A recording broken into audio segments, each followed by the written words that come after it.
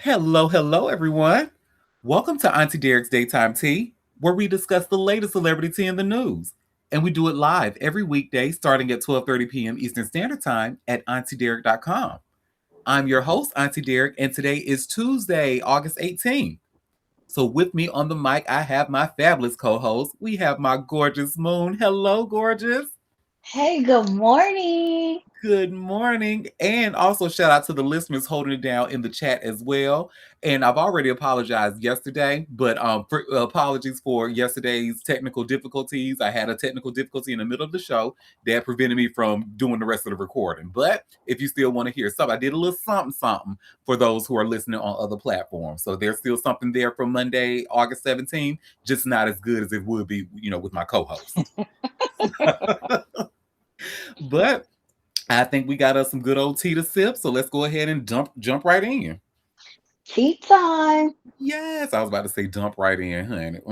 But no. Well, are we going? We might have to dump on some folks. So, yeah, Well, let's start off with dumping on Tootsie Roll. shit. There's always Tootsie Roll news, honey, but this is about him and his son, Junior Tootsie Roll, or Halloween size Tootsie Roll. Uh, It and you can't get also no smaller. look, don't challenge them, honey. They might because they might can. But you all see, I just shared this exclusive from All Hip Hop where it says Diddy trial testimony may sink son's defense in naked yacht assault accusation. So let's get into it. Look, put his ass right there with his daddy. Go ahead. And to be honest, since you want to be just like him, go ahead and go and serve your time just like him. Well, King Combs' yacht assault accuser wants the judge to use his father's own words against him, according to Grace O'Marquet's lawyers. O'Marquet is suing Diddy and his son, Christian King Combs, claiming he attacked her in the yacht's cinema room back in 2022. She says he cornered her, stripped naked, and tried to force oral sex on her, according to a Rolling Stones first report on the case. A judge already dropped Diddy from the case once this year. She said O'Marquet hadn't shown a strong enough tie between Diddy and California, the state where her case is being heard. O'Marquet's team rewrote the case to fix that gap. The paper cites sworn testimony from Diddy's own criminal trial as proof that he still belongs in her case. They claim Diddy used his own company to book the yacht at the heart of the case. That gave him full control over everything on board, according to the filing. The company, Janice Combs Music Holdings, named for Diddy's mom, is based in West Hollywood. Court records show Diddy served as its CEO back in November 2022 when the yacht charter was booked. Omar K's team also cites sworn testimony from Diddy's own criminal trial to support that claim. Former staffers said they set up what Diddy called Wild King Nights. Those nights allegedly came with liquor, candles, baby oil, Astroglide, condoms, and incense laid out ahead of time. Four former Combs staffers and a woman known in court papers only as Mia gave that testimony over a year ago. Now, Omar K's lawyers say those same words prove Diddy ran a tight ship everywhere he went, even on the yacht. This is not Diddy and King Combs' first try to escape this suit either. All Hip Hop wrote about it last year when their team argued open water put the assault beyond California's reach. Diddy is already behind bars in a separate case, as we know, serving nearly 4.5 years as he was found guilty on 2 counts of transportation for the purpose of prostitution. A hearing on whether Diddy stays in Omar K's case is set for September 4 in Judge Dolly G's Los Angeles courtroom. Yeah, so it looks like they might have a. To me, I'm not a lawyer, but they said, well, hey, because he already tried that argument. I think it worked the first time. They was like, well, this is this was on open water. It wasn't even California. This alleged assault happened. So go ahead and throw me out of this. But she's like, well, no. Let's go ahead and put you back in because Janice Combs Music Holdings is who you were the CEO of, and you booked this yacht while you were CEO of that company. So I'm going to follow this to see. So it looks like their next court date is on Beyonce's birthday on September 4th. So I'm gonna follow this because I'm actually curious to see how the judge is going to rule and put Diddy back in this lawsuit because of that alone. Or keep him. We have a comment saying, "Yuck!" Exactly, honey. Tootsie Roll and Halloween fun size Tootsie Roll, honey. Mm-mm. Well, that is that on that, y'all. So it looks like Chris Brown and Usher's R&B tour is doing so good that they actually had to expand it, honey. They are giving you guys more shows, honey, to see them, honey. And you all should see I've just shared here again by way of all hip hop.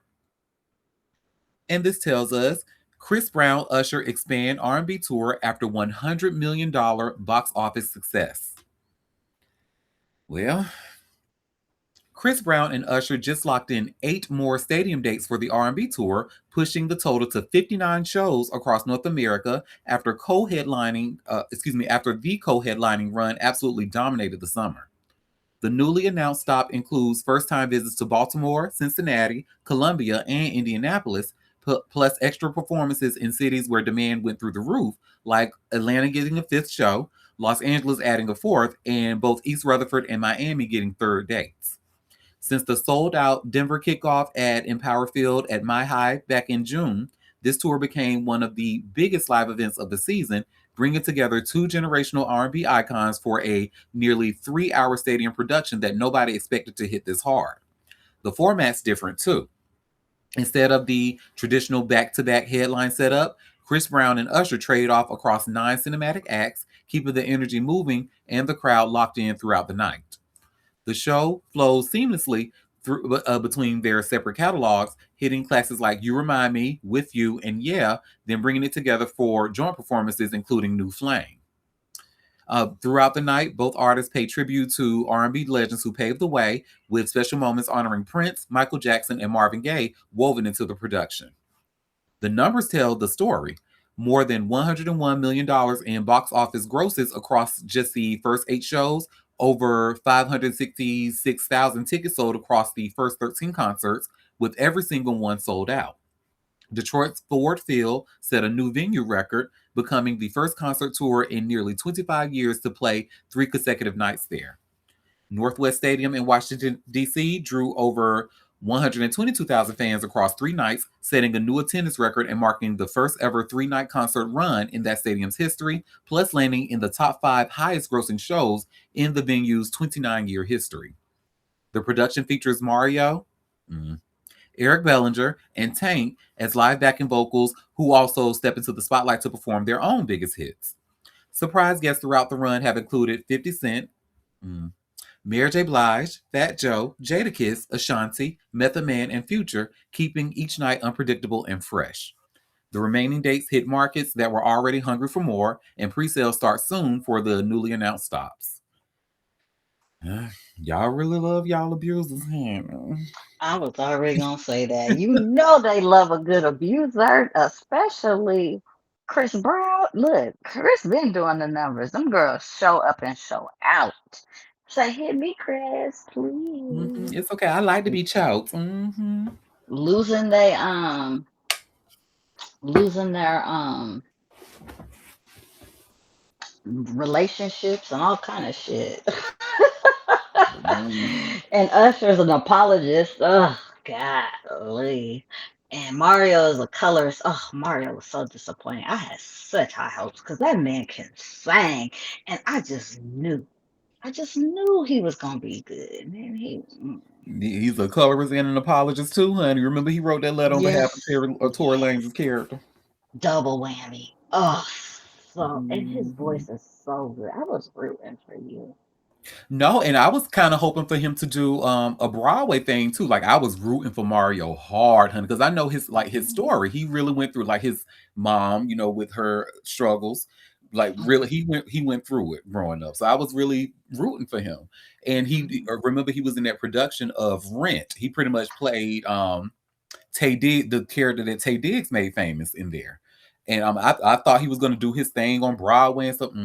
Just showed out to be a whole asshole. And was rooting for you. But I remember actually seeing a post on Threads where one girl said, "Y'all are not ready for a matriarchy because Chris Brown is still able to sell out concerts." And baby, did she eat that? She ate that because yeah, there should be no like. Listen, I'm gonna sound like a hater, so it's really. I guess I'll just move on because there's nothing I can say that won't make me sound like a hater. Yeah. Same. We can move on. Yeah. You're right. Well, this is interesting. So, Wendy Williams, she actually believes that what she is going through is karma for how she has treated celebrities. Yeah, and I, I mean, I, I'm glad she said it. Acknowledge it, sis, because that's where I've been. yeah, yeah. And you see where it says here by way of hot new hip hop, Wendy Williams believes her current situation is karma for how she used to treat celebrities. Well, let's get into it. Wendy Williams has been going through a lot as of late. Over the last few years, there has been a battle regarding her guardianship.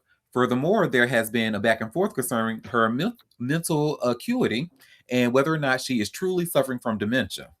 It has been a difficult saga for fans to watch unfold. That said, Williams has still been able to spend time with those closest to her. For instance, Charlemagne the God revealed on The Breakfast Club that last year he and Lauren LaRosa had a private dinner with the former television host. LaRosa revealed that Williams offered a heartbreaking admission during the conversation. Simply put, Williams believes the last few years of her life have been karma for the way she spoke about people on her shows. She feels like everything she's going through right now is God getting her back for all the things she said, about people, LaRosa explained. Charlemagne the God was quick to say that he resonated with what Williams was talking about. That shit that Wendy Williams said to us at dinner is exactly where my energy was, he explained. The Breakfast Club host admitted that he used to do things for clicks and views, which always left him feeling exceptionally empty. It is an interesting admission and one that makes sense given how Charlemagne has pivoted in recent years. Now he's a more brand friendly individual who even does work on the Daily Show. At this time, Wendy Williams' current predicament remains under wraps as her private life has become more obscured as time goes on. Only time will tell whether or not she decides to go public for her supporters. So now both Wendy and Charlemagne feel that. Well, yeah, Charlamagne had to switch it up. I mean, he definitely is not as bad as he used to be. I mean, he's still a little stupid. Um, mhm. But yeah, and I don't think it's God getting her back, but I wouldn't say that. But I would say karma comes back around. And so a lot of people don't subscribe to that, but the energy you put out. I mean, we could see Perez Hilton. He put out some nasty, nasty energy, and it is coming back tenfold on his ass. For sure. For sure. So I definitely do believe I don't, like you said, I don't think there's a God that's causing all this, but I do believe there are universal energies that Mhm. that are guiding us to certain places and certain things around us. And yeah, if you don't, that's why I'm a big believer in treating people how you want to be treated. Yes, So, I do believe it's an energy thing, and she spewed out a lot of nasty energy, and it definitely started to come back. It's just like you also have to pay for what you put out there. If you put out good energy is supposed to come back. If you put out bad energy, well, when it comes back around, don't be so surprised when you nasty to people. child, I remember one fateful day, honey. When was this? Like 2005, and Method Man. It might have even been 2004. I think it was 2005 though. And Method Man was cussing her out because she had just revealed that his wife was going through cancer. Everybody didn't know that, not even her Mhm. family. And like she pretty much like spilled that tea. And I have never heard, like, I'm sure he's done it in like private, but I've never heard him publicly call anybody, especially a woman, a bitch. He's like, you just a dirty ass bitch for doing that. I was like, ooh, ooh. Yeah, no, he usually does not, you know, outwardly be. I mean, even in his rougher days, it wasn't even like that. But I'm sure, Yeah, I'm so she sure. she did some Don't That's really, sensitive. yeah, she did some not so nice stuff. I'm a fan of Wendy, but I can call a thing a thing. She was not nice to a lot of celebrities. Yeah, why would you tell them they business? That's one thing. It's one thing. I know people be wanting to be the first people to say something and, all of that, but like some things should be sacred. And then look, Karma said, okay, well, you got all your love. things, health Yep. issues. You know, I'm I don't like for I don't wish bad on her, but I'm also not surprised. Same. Same. Be careful with them energies, y'all. Hmm. Well, let's talk about Hayden Panettiere. Like, really, really sad death. And you see, like, how a lot, and I have to say, like, when I was tea prepping, a lot of news was about her and about her and about friends who loved her. Like, this girl was loved. I certainly loved her a lot, by way of her work. But so I have like a couple of stories about her. This first one goes by way of TMZ. Hayden Panettiere's ex, Vladimir Klitschko, vows their daughter will always remember her. And if y'all remember, a lot of people really weren't fans of his when they were together. But it was like, why is she with this old ass man? Anyway, but this starts. Hayden Panettiere's ex fiance and father of her daughter has spoken out following her tragic death, sharing a heartfelt tribute that promises their child will always remember her. Vladimir Klitschko shared the touching tribute on Instagram early Tuesday, posting a throwback selfie with Hayden and their now 11-year-old daughter Kaya. He wrote, "This is a time of profound shock and grief for their family and called Hayden an important part of his life." He celebrated her success while also highlighting the downside of her fame, penning, "She built an incredible career through immense talent while also facing the darker sides of a very demanding industry. Nothing will erase the times we shared or the place she had in our lives." She speaking directly to Kaya, he added, "I will always speak of her mother with respect and make sure she remembers the person she was." The Ukrainian boxer expressed his condolences to Hayden's family and asked fans to respect his family's feelings and privacy before signing off, wishing Hayden eternal peace. Excuse me. Hayden and Vladimir were together for 9 years on and off, splitting for good in 2018. Hayden signed over full custody of Kaya to Vladimir at the time so she could focus on treating her postpartum depression and substance abuse issues, and Kaya moved to Ukraine to live with her father. While on Jay Shetty's podcast this year, Hayden said she fully believed Kaya would move in with her when she felt well enough. But she explained, "By the time I finally got healthy, I felt like it would have been unfair of me and selfish of me to try to pull her out away from this life that she has created." As TMZ reported, Hayden died Sunday at the age of 36 after experiencing a possible overdose. Medics were called to the South Carolina apartment she was staying in, but she unfortunately could not be saved. The news of her passing shocked the world, and emotional tributes from fans, family, and her Hollywood pals poured in, including from Allison Stoner, Paris Hilton, Tim Allen, and more. So yeah, she was loved for sure. And he said, I mean, Yeah. that was nice of him, but still, What? No, he did what he was supposed to do. I mean, yeah. I mean, he wasn't a bad person. He didn't abuse her or nothing. Well, they just didn't work out. no, he didn't physically abuse her. Emotionally. Was was that in the book? Did he do that? Well, I didn't read it in the book. I would just the stuff I would just read like through the years when they were. Oh, Yeah, I've read it. Some really not some nice things about him. He was like the narcissist behavior, basically, allegedly. yeah. Um, I hate that she wasn't able to overcome, but addiction is so strong. Yep. It's so strong. Um, and not only was she going, she went through that first part of postpartum depression, but then she also lost her brother a few years ago. And I don't think that did not help her depression. And, you know, drug addiction is hard to shake. Yep. I hate that for her and her And I was daughter, really her daughter, because she didn't have a chance to get back with her mother. And that's just horrible. Yeah, and I'm sure, with Hayden's own relationship with her mom, like I'm sure she was definitely looking to break that cycle and really have Hmm. a close relationship with her daughter. So just very unfortunate. And I noticed that because we talked about the mom back in May, like right before The Hayden's book book. came out. And her mom didn't like what she had to say in the book and stuff. But I noticed like on my Instagram and TikTok, people are like researching for that video and like, engaging with it now. I just found that interesting. Oh yeah, didn't we briefly talk about how people started bringing up the Noxzema Yep. thing? It had already been posted. It been posted. Y'all so weird for that. I mean, Noxzema was weird for their behavior, but it wasn't nothing new.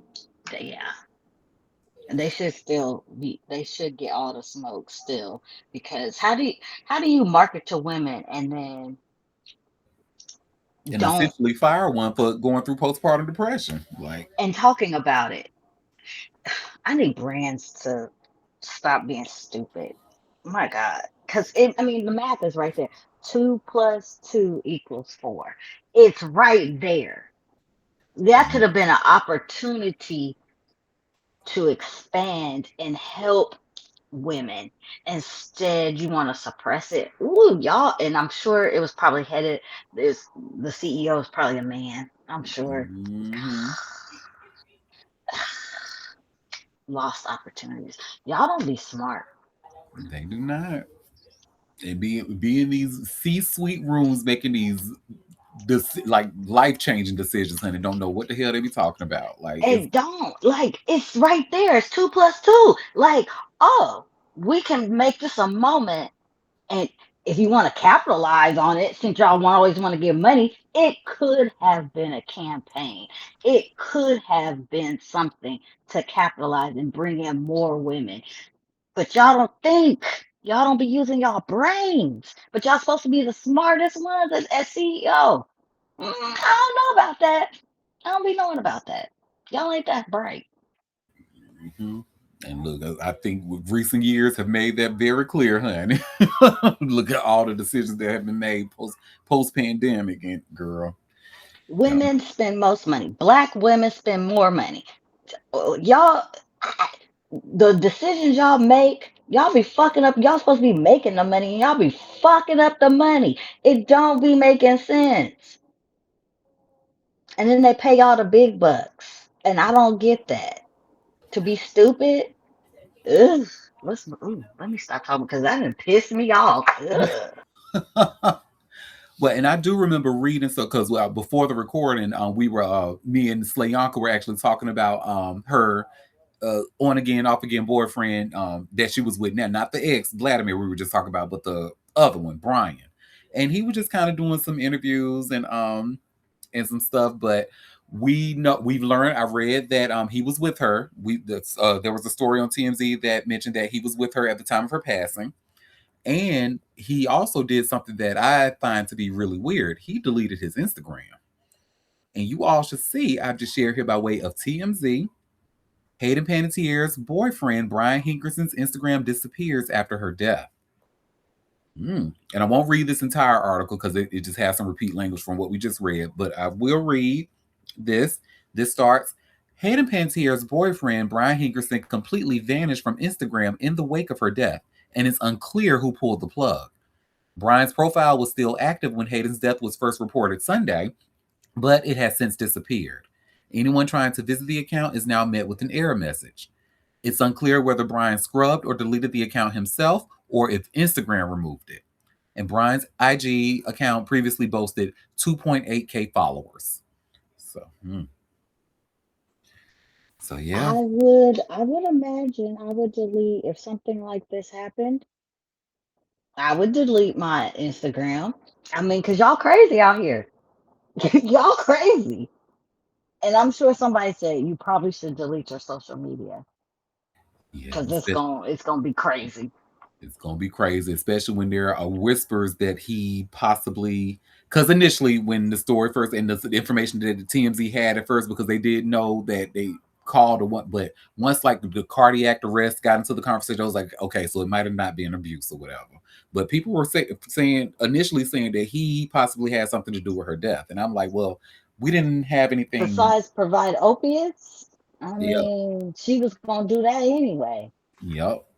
And Let's. he probably tried to save her because remember we read that there was Narcan found at the apartment as well. Yes, they were Mhm. doing opioids together. Come on, let's be fucking for real, people. Let We know how this works. Let's not be stupid.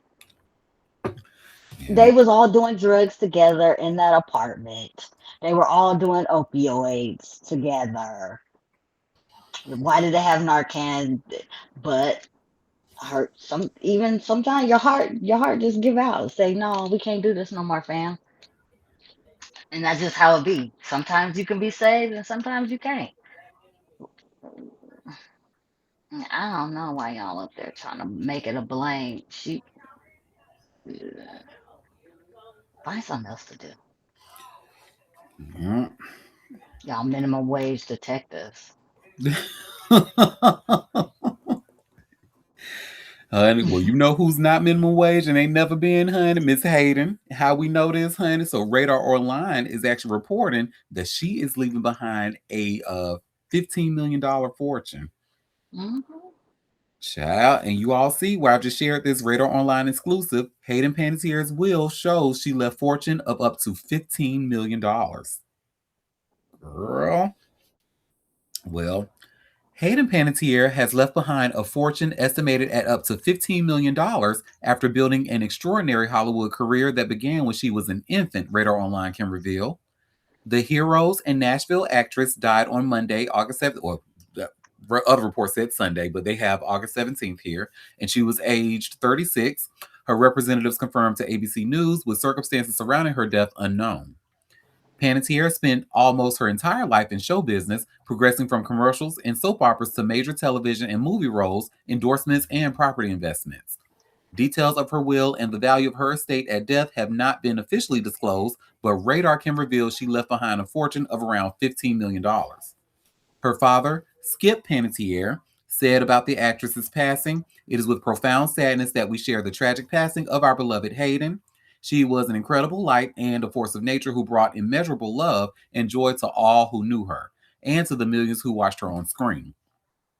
Estimates published before her death placed Panettiere's net worth between $12 million and $15 million as of mid 2026, with television and film believed to account for much of her wealth. Celebrity Net Worth estimated Panettiere earned $75,000 per episode playing country singer Juliette Barnes on Nashville. She appeared in 124 episodes between 2012 and 2018, potentially putting her earnings from the series at alone close to $10 million.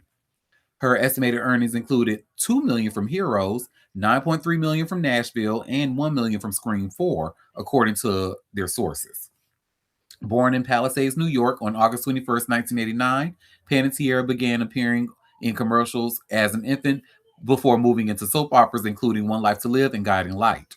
She received her first movie credit in 1998, voicing Princess Dot in A Bug's Life, before achieving international recognition as Claire Bennett in NBC's Heroes in 2006. Panettiere later starred in Nashville and played Kirby Reed in 2011 Scream 4, returning to the role in Scream 6 in 2023. Her other credits include I Love You, Beth Cooper, and the TV movie Amanda Knox. Panettiere's income extended beyond acting. She performed vocals for the Nashville soundtrack, worked on Disney projects, and provided voices for video games, including the Kingdom Hearts and Until Dawn series. The actress also became the face of Neutrogena in 2008 and worked with Kohl's Candies and Dooney and Burke, designing a limited edition handbag. Panettiere invested in property, buying a Hollywood Hills home for approximately 2.635 million in 2008 before selling it for about 3.075 million in 2014. She later owned a newly constructed home in Nashville, which she sold for $1.65 million in October 2018. Panettiere was also the mother of her daughter Kaya, whom she shares with former fiance Vladimir Klitschko. She had previously described relinquishing custody to Klitschko in 2018 as absolutely one of the worst days of my life, adding, "It will always be." Panettiere spent her entire life in show business, beginning in commercials as an infant before graduating to soap operas, including One Life to Live and Guiding Light. Her breakthrough came as cheerleader Claire Bennett in NBC's Heroes, which made her an international star. I don't know why they keep repeat. Yeah, they just repeated a whole paragraph in this article. So yeah, but yeah, she's pretty much that girl was a hustler, honey. She was out here making money, honey.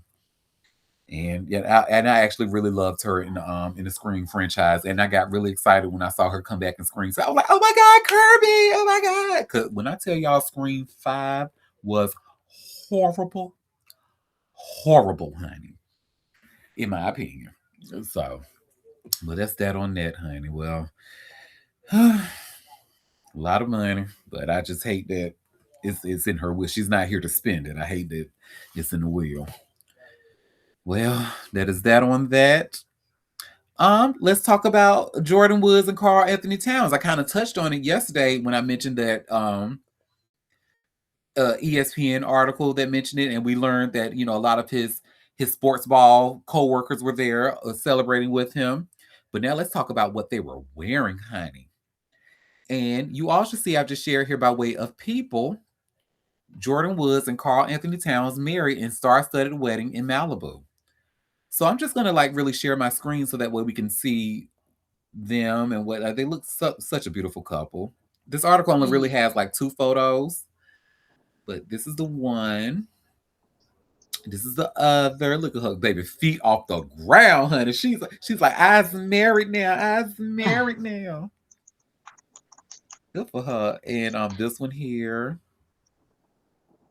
where it's being officiated. And then they put this like some Kyle Oh, and Timothy Kyla was. Chalamet. I forgot they cleared up their little friendship. Mm-hmm. Mm, I wouldn't, I I was guess. like, girl, Yeah. send a gift. Right? Look, bitch. You thought who you thought? I don't know. I just love this win. I love how her shit worked out. Shout out to the Smiths who had to really check them Jenner Kardashians and Oh, say, not this one, okay. not this Okay. one, bitch. And Ashley and how Jordan came out of it, just handled it very gracefully among the mud-slinging Kardashians. She handled herself very gracefully and came out on top and happier than ever. She sure did. And And I then love well, that look, for when her. I had a little thing on the Masked Singer, the people, oh, she can sing, and she actually has a nice voice. Good for her. Yeah. Yeah. And got a little fashion line. Got a little them purses that she was that's her little line, little boots. I was on there and it's actually not like crazy expensive. I mean, it's a little high. It's looking at some coins, but it's cute. Some jewelry, a little purses and boots and stuff. It's super cute stuff. I'm not even mad at it. And I love that for her. And I love that they've been each other's support system. Has grieves his mother. Yeah. And she And said that this article has something she said in an interview some years back. She was like, it's like marrying your best friend or something like that. So, yeah, I wish them well. I usually don't, see it for straight people like that, but this is cute. This is well, cute. when they get together and it seems real, you want it to work out. Yeah. I hope it stays on the straight and narrow because I don't have much faith in men these days. So I hope he does right by her and she does right by him and everybody's happy. He better, because he don't want her to call Jada. I will call Jada if need be.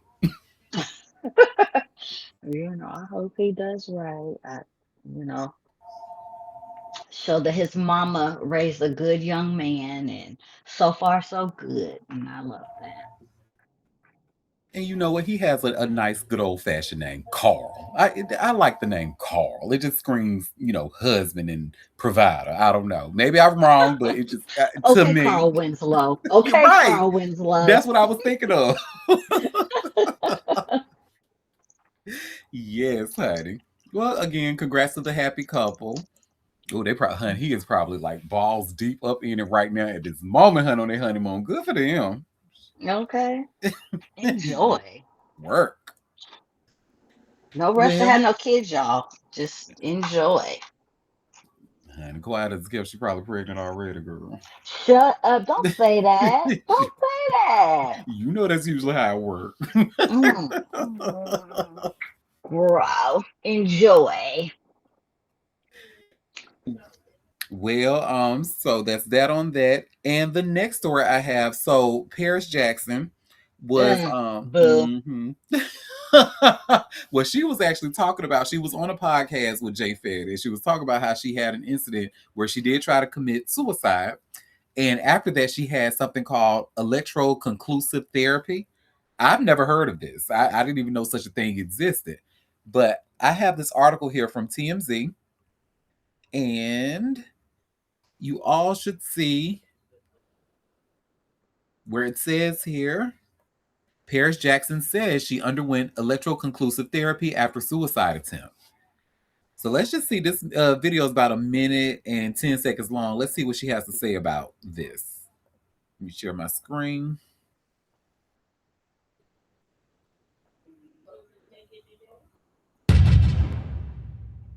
For anyone who doesn't know what ECT is, can you explain what the experience is and how it's meant to heal? Yeah, you go in, you got your hospital gown.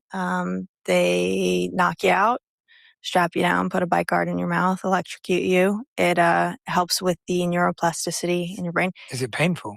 Or you're not feeling anything? The first couple times it is, because they're still figuring out how much, Tylenol or Toradol to give you afterwards. The first time I woke up, and it was the most sharp pain I'd ever experienced in the side of my head. Like, it was.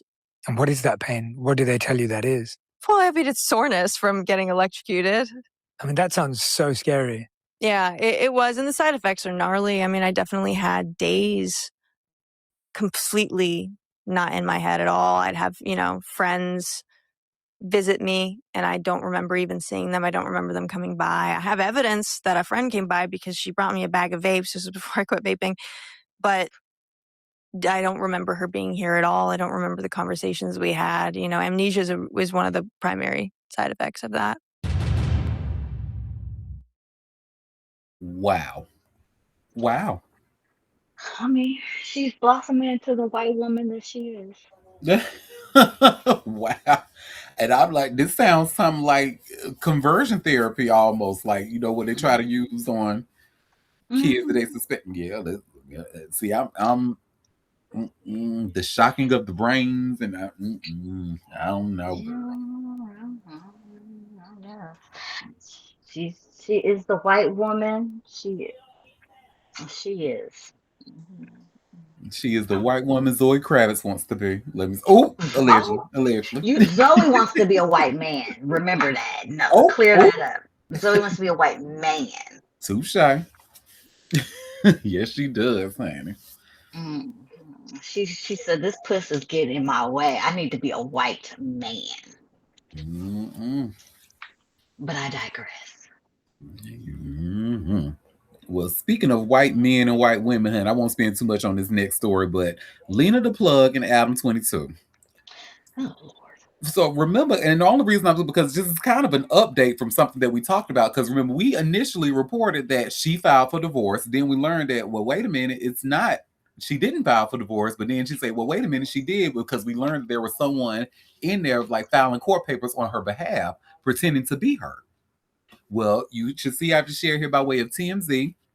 Adam 22 and wife Lena the Plug testify in court over fake restraining order.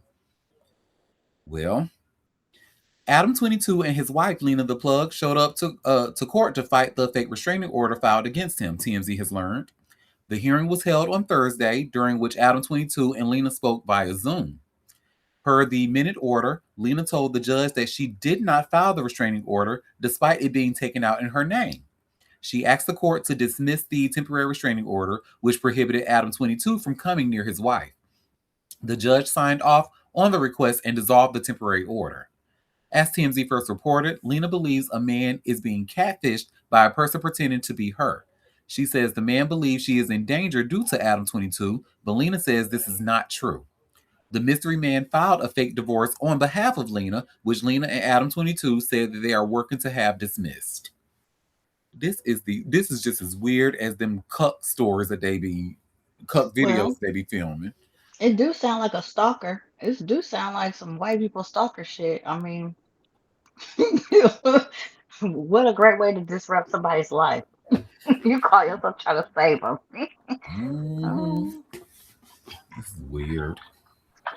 giving these girls ideas. I didn't know you could do that. Okay. Well, that is that on that. Speaking of another, so we about to get into our political corner now, because I feel like well,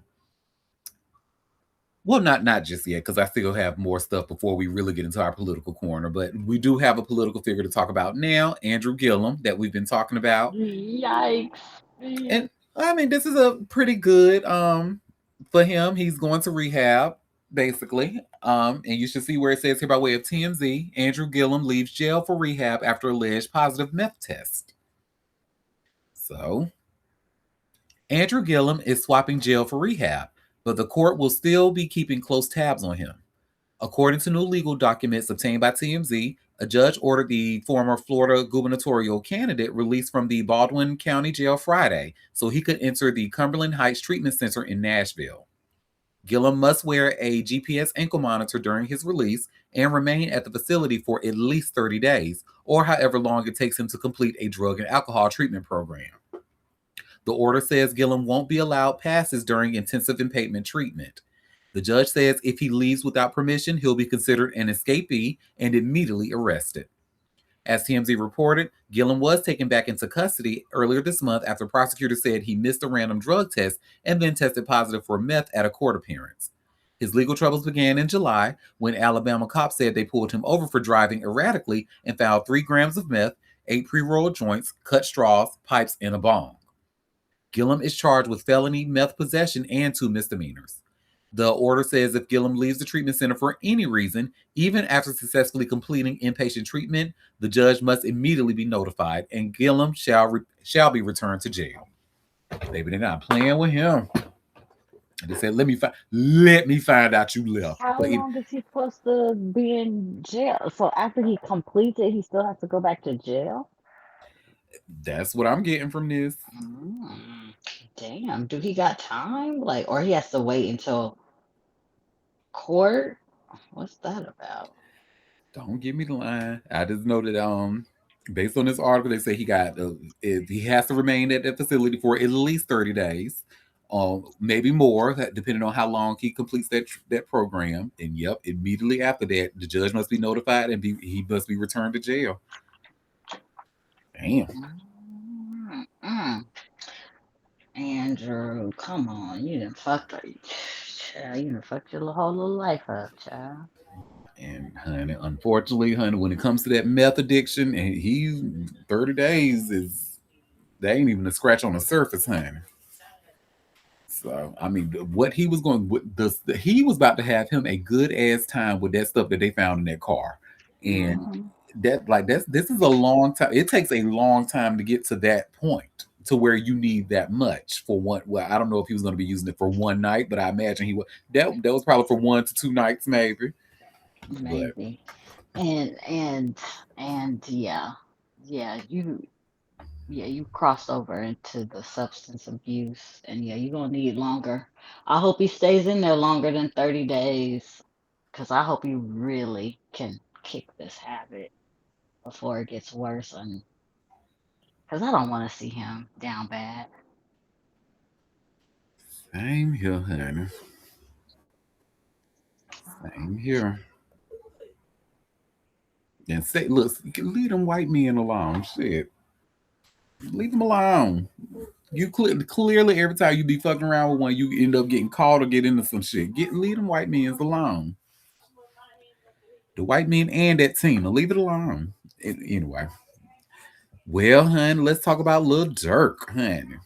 Like I said before the recording, so his trial is about to start in a couple of days on August. I've been waiting, hun. I cannot wait for this trial. But so we have a pieces of information that we know so far. The first story I have is by way of All Hip Hop. You all should see where it says Feds reveal plea deal witnesses ready to testify against Lil Durk. Mm-mm. So, Lil Durk will enter his murder for hire trial facing witnesses who already signed plea deals with federal prosecutors and agreed to testify if called. The disclosure landed Monday in the government's final trial memo. Prosecutors said every cooperating witness must fully cooperate with the government, remain honest and forthcoming, and give truthful testimony. Their names remain hidden because the government's witness list was filed under seal Friday. The filing also does not reveal what each witness admitted. This leaves Dirk's lawyers with an obvious attack. They can tell jurors that the witnesses have strong incentives to please prosecutors and save themselves. The government is already preparing for that fight. If the defense attacks a witness over a deal, prosecutors want permission to show jurors the promise or tell the truth. That clause does not prove honesty. Jurors still decide whom to believe. The timing matters. Prosecutors cannot raise that promise first because it may sound like they are guaranteeing a witness. The filing says the door opens if Dirk's lawyers attack a cooperator's truthfulness. The insiders will support a case built around messages, travel records, surveillance videos, and phone data. Prosecutors expect their presentation to last 11 to 13 court days. Agreements over basic records could remove 8 to 10 witnesses from the lineup. Dirk, DeAndre Wilson, and David Lindsay are scheduled for trial August 20th. They face 5 charges tied to the 2022 Los Angeles ambush of Quando Rondo. Prosecutors claim a stalking and murder plot ended with the death of Rondo's cousin, Savaye Lil Pab Robinson. All 3 have pled not guilty. The government claims the revenge campaign began after King Von was killed in Atlanta on November 6, 2020. Prosecutors plan to argue the crew tried to kill Rondo in Georgia in May 2021, tracked him in Los Angeles in August 2022, and kept hunting him afterward. One planned exhibit is a December 2022 burner phone exchange. Prosecutors claim Dirk rejected an offer to end the feud, writing, I'm not hopping on the phone to squash. It's because this thing and Vaughn, it's this for Thing and Vaughn. They later say a voice message added that Rondo can die. The government also plans to show jurors a group chat called The Family. In August 2023, members allegedly discussed fears that one participant was ready to snitch. Prosecutors say the same thread captures Dirk complaining that other King Von associates had left the retaliation to his crew. Prosecutors will use those messages and deal the witnesses to argue Dirk was not a bystander. The claim he led the group and kept the plot alive after Robinson's killing. A second trial over separate racketeering counts remains unscheduled. The government said it asked Dirk's lawyers for dates on July 28th and August 5th, but have received no answer by Monday. Y'all hear that? And then they said that there was actually a call for peace. They wanted to peace, a peace, or I guess Rondo threw in the towel, and Dirk was not trying to hear it, honey. And now they got witnesses. They got fed witnesses now who were offered deals. I cannot wait to this trial, honey. Well, that is that on that. And I will definitely keep y'all updated once I get more information. So this next story is a little crazy. So Young Thug, he is fighting to keep his money from a case that happened a long, long time ago. You all should see I've just shared here by way of All Hip Hop. Young Thug fighting to keep his money after Lil Wayne tour bus shooting. So let's get into it. Young Thug is fighting to keep his money after a decade-old lawsuit tied to the Lil Wayne tour bus shooting refuses to disappear from the courtroom. His attorney showed up in Cobb County on Monday to defend against claims that he and Birdman orchestrated the April 2015 attack on Wayne's bus as it left an Atlanta concert, and the case is far from settled.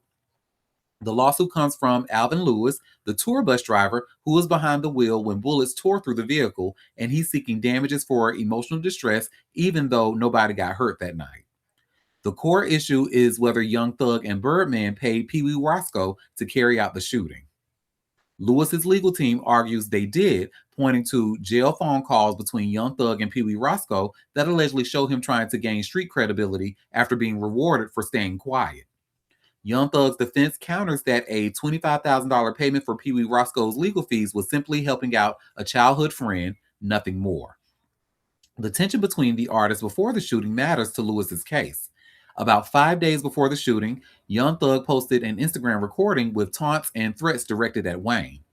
Lil Wayne was furious that Birdman and Cash Money Records were blocking the release of his album, and he sued for lost revenue, eventually winning a settlement for over $10 million in 2018. Pee Wee Roscoe initially pled guilty to gang charges in 2018 and got 10 years in prison, but Georgia Supreme Court reversed that conviction later that year. He later accepted a plea deal in the YSL RICO case in December 2024, pleading guilty to RICO, gun, and drug charges. He was ultimately sentenced to time served in that case. According to Courthouse News Service, Judge Eric Bruton will decide whether there is enough evidence to proceed to trial. The lawsuit represents another financial headache for Young Thug, who faced years of legal battles in the YSL RICO case before taking a plea deal in October 2024. Well, honey, I'm gonna follow this story too. I'm gonna see what if Alvin is gonna get his money or not. I mean, if they can prove it, if he can prove, if that jail phone call can prove it, I mean, he was like, "Hey, man, that was just me. Me dropping $25,000 in that court case was not because we carried out a hit. It's because I was helping out a childhood friend." This is what Young Thug says. I mean, we do know him to be generous like that, don't we? Don't give me the line. No. Well, that is that on that, honey.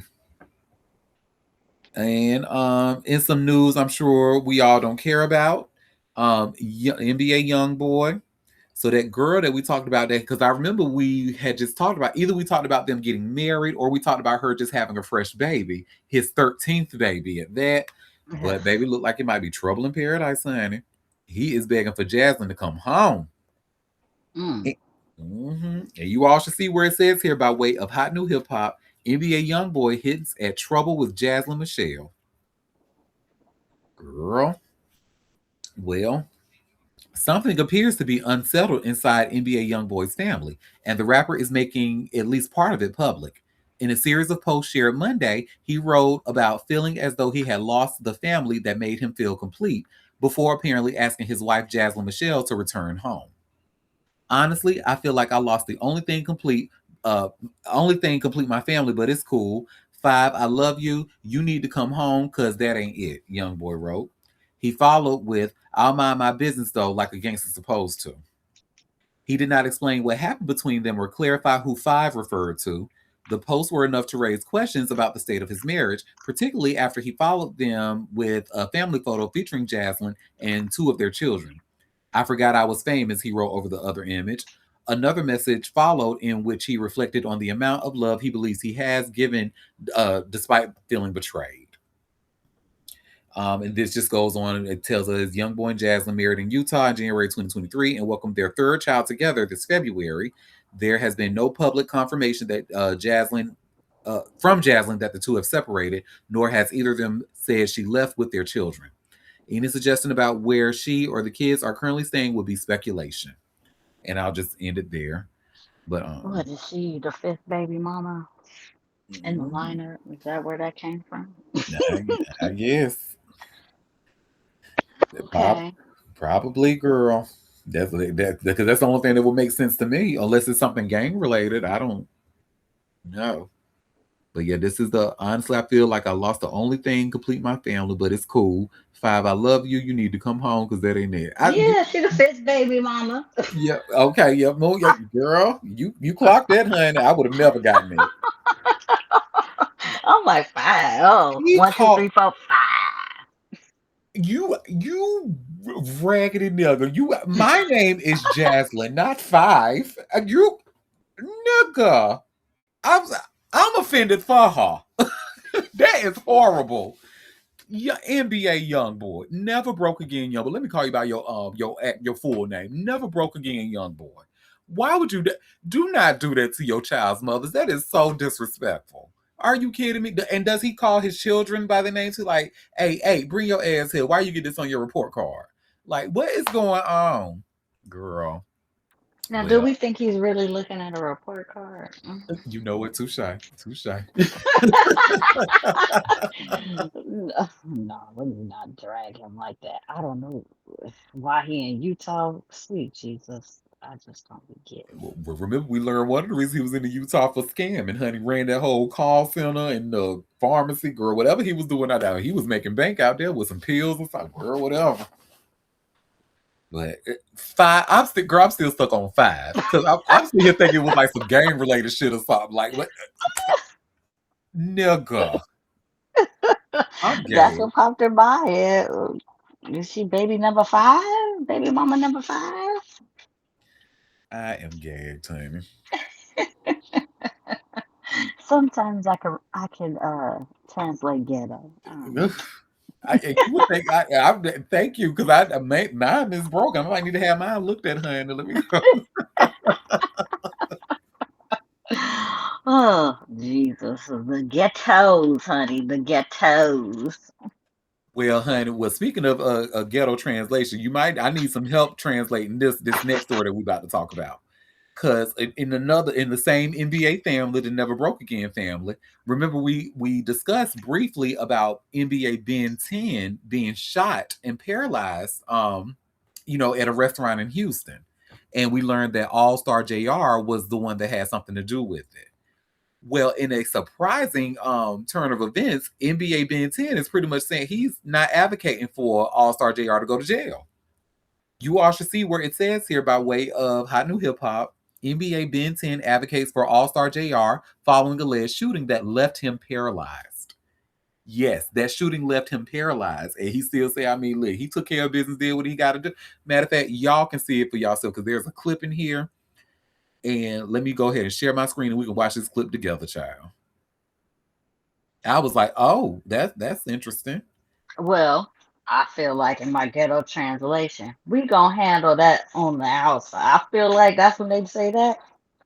I ain't worried about him going to jail. It ain't because somebody's trying to do it, get their justice.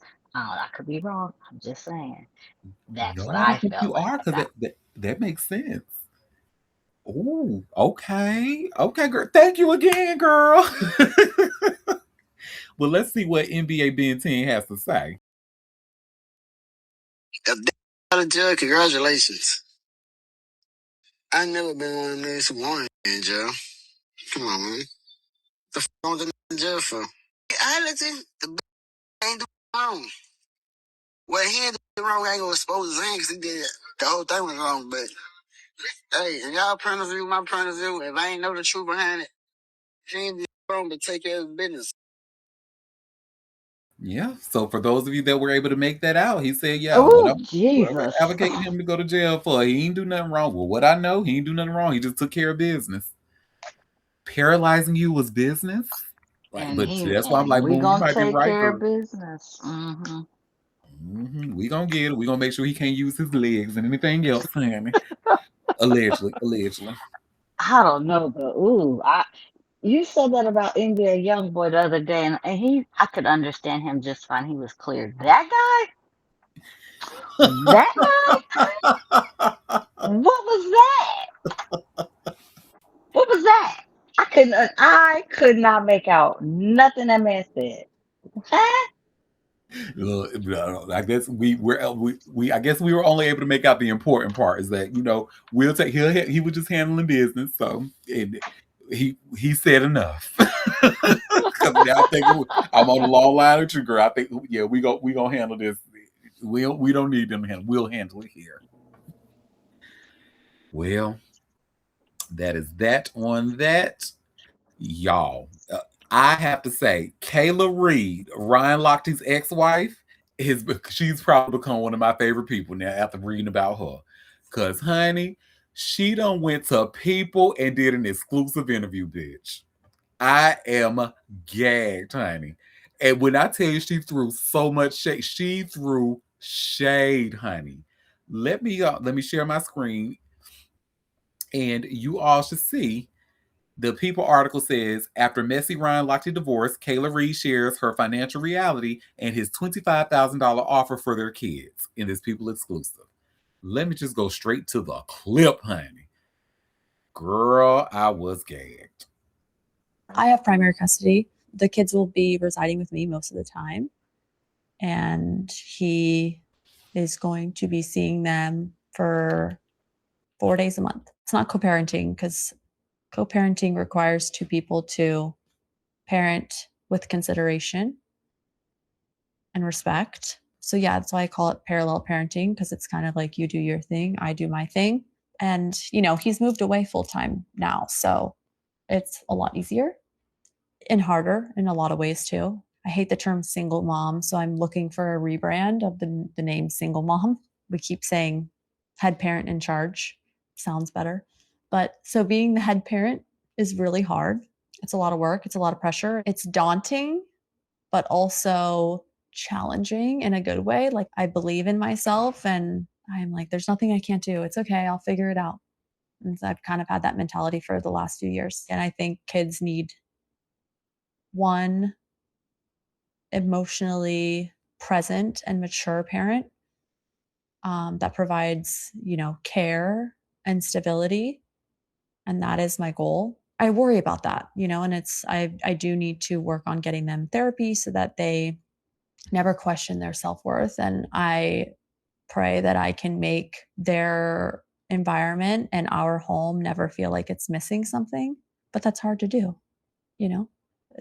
Quite honestly, it's not easy, but I'm gonna try my best.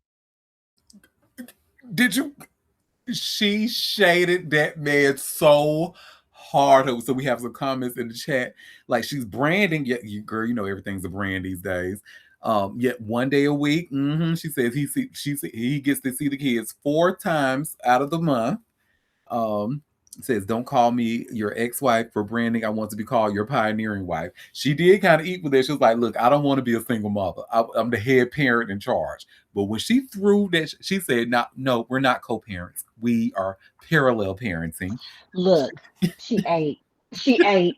She ate. Not even gonna hold you. That one lady ate that. Because I'm like, oh, head parent in charge. I love that. She Oh, ate that, honey. parallel parenting. Go ahead, girl. You done came up with some new shit and I like it. Okay? And she was like, I ain't gonna talk to just anybody. I'm gonna go to people, honey. Let me go get an exclusive with people, bitch. I knew I liked this girl from the first story, and now I really like this girl, Kayla. Hey, Kayla, girl, we like you. Okay, a lot. We like you a lot. Yes, Cause honey. that was right on. That was right on the money. I am not mad at that. So shout out to Kayla Rieger. And anytime you want to keep throwing that shade at his ass, shade him since he want to be with that old new side piece now. He want to move to Missouri and marry her and shit like that. But go ahead, girl, and make sure you don't have my kids around that bitch. Because I'm the head parent in charge, so I make these decisions. Look, you just see them. Girl. Look, she ate. I will say she ate that. I'm here for it. I have to agree, honey. All right. Well, now, as promised, let's get into our political corner. So, the first story we're going to talk about is how Disney is fighting back at the FCC. And you all should see, I just shared here by way of TMZ. Disney sues FCC over alleged retaliatory campaign against ABC amid the View probe. Well, let's get into it. Disney is fighting back against the Trump administration. The Mouse House just sued the FCC for allegedly violating its First Amendment rights. The media company filed the lawsuit in federal court in D.C. on Tuesday, alleging Trump's FCC has waged a retaliatory campaign against ABC for a single reason. It disapproves of what ABC broadcasts. ABC's talk show The View is currently being investigated by the FCC, and FCC Chairman Brendan Carr has been a vocal opponent of the company, even claiming Disney might be committing illegal DEI discrimination. Disney owns ABC. Trump has not minced words in criticizing The View and its host, including Jimmy Kimmel. The suit obtained by TMZ claims the FCC is targeting ABC due to Trump's hatred of the shows and their hosts, and has threatened the broadcast licenses for the 8 ABC-owned stations. The lawsuit specifically mentions Carr suddenly requiring the above-mentioned stations to file early applications to renew their licenses years before any of their licenses would have come up for renewal. The lawsuit argues the FCC has not demanded a renewal application ahead of schedule in more than 50 years and claims the action is highly unusual. ABC says in its filing this is bigger than Trump disliking their company, warning if the administration gets its way, the message to every media company in the country will be unmistakable. Tell only stories the administration deems favorable or face the coercive machinery of the federal government.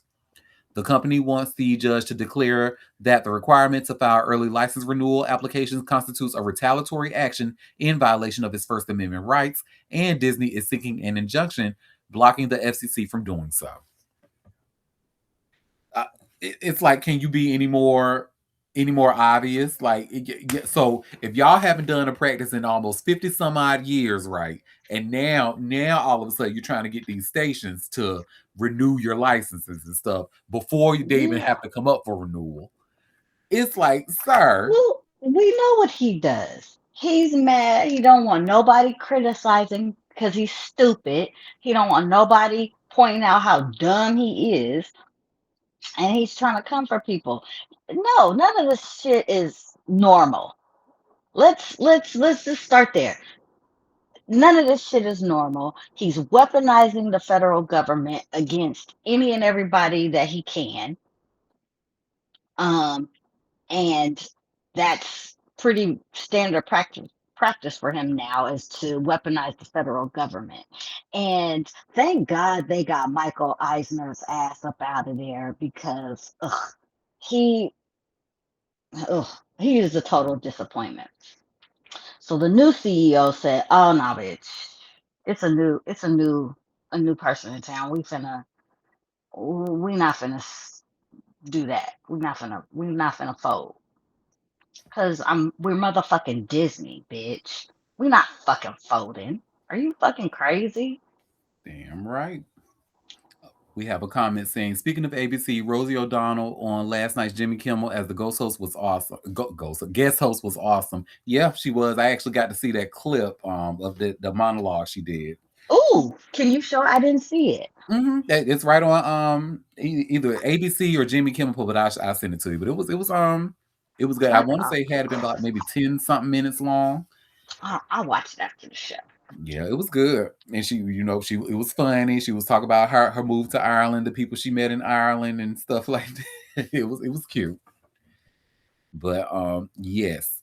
So that is that on that. I will follow this story to see if Disney has a case. I'm sure they do, because this is clear. They're not even hiding it. But my question is, though, what are they planning to do about it? Because I just feel like they've been letting this man get his way for the longest, and they're right. If this passes, if this goes any further, it's going to send a message to networks everywhere. Be like, all right now. So, and that is like a violation of the First Amendment, freedom of speech and freedom of press. Like, but we have seen that he clearly intends to violate the Constitution as we know it. So that's that on that. What y'all motherfuckers plan to do about it? And that's how I see it. Well, so this is not exactly a political story, but kind of is, because it was. Have y'all heard about the investigation that the NBA did into Kawhi Leonard and what was that guy's the Steve Ballmer? So there was a because they alleged that Steve Ballmer was like doing some shady shit, trying to funnel money to introduce Kawhi to like big investors or something like that. But it was a crazy story. And you also see I've just shared here by way of TMZ. NBA investigation finds no evidence Ballmer funneled cash to Kawhi, report says. So let's get into it. Big development in the NBA's long-running investigation into the Kawhi Leonard salary cap scandal. And it's good news for billionaire Clippers owner Steve Ballmer, at least according to ESPN. The league found no evidence that Ballmer funneled money through team sponsors to pay Kawhi off the books to dodge the salary cap, according to a report from the outlet. But the NBA is pushing back, saying the story contains numerous and significant inaccuracies. The investigation was sparked by a 2025 Pablo Torre report where he alleged Ballmer invested $50 million in a company called Aspiration months before the now out of business banking company signed the NBA superstar to a $28 million endorsement deal. The implication: Ballmer and the Clippers were circumventing NBA rules to pay Leonard. After an almost year-long probe headed by the law firm Watchell, Lipton, Rosen, and Katz, they found no evidence this occurred, and the investigation went beyond just Aspiration, spanning several other companies that had sponsorship deals with the Clips.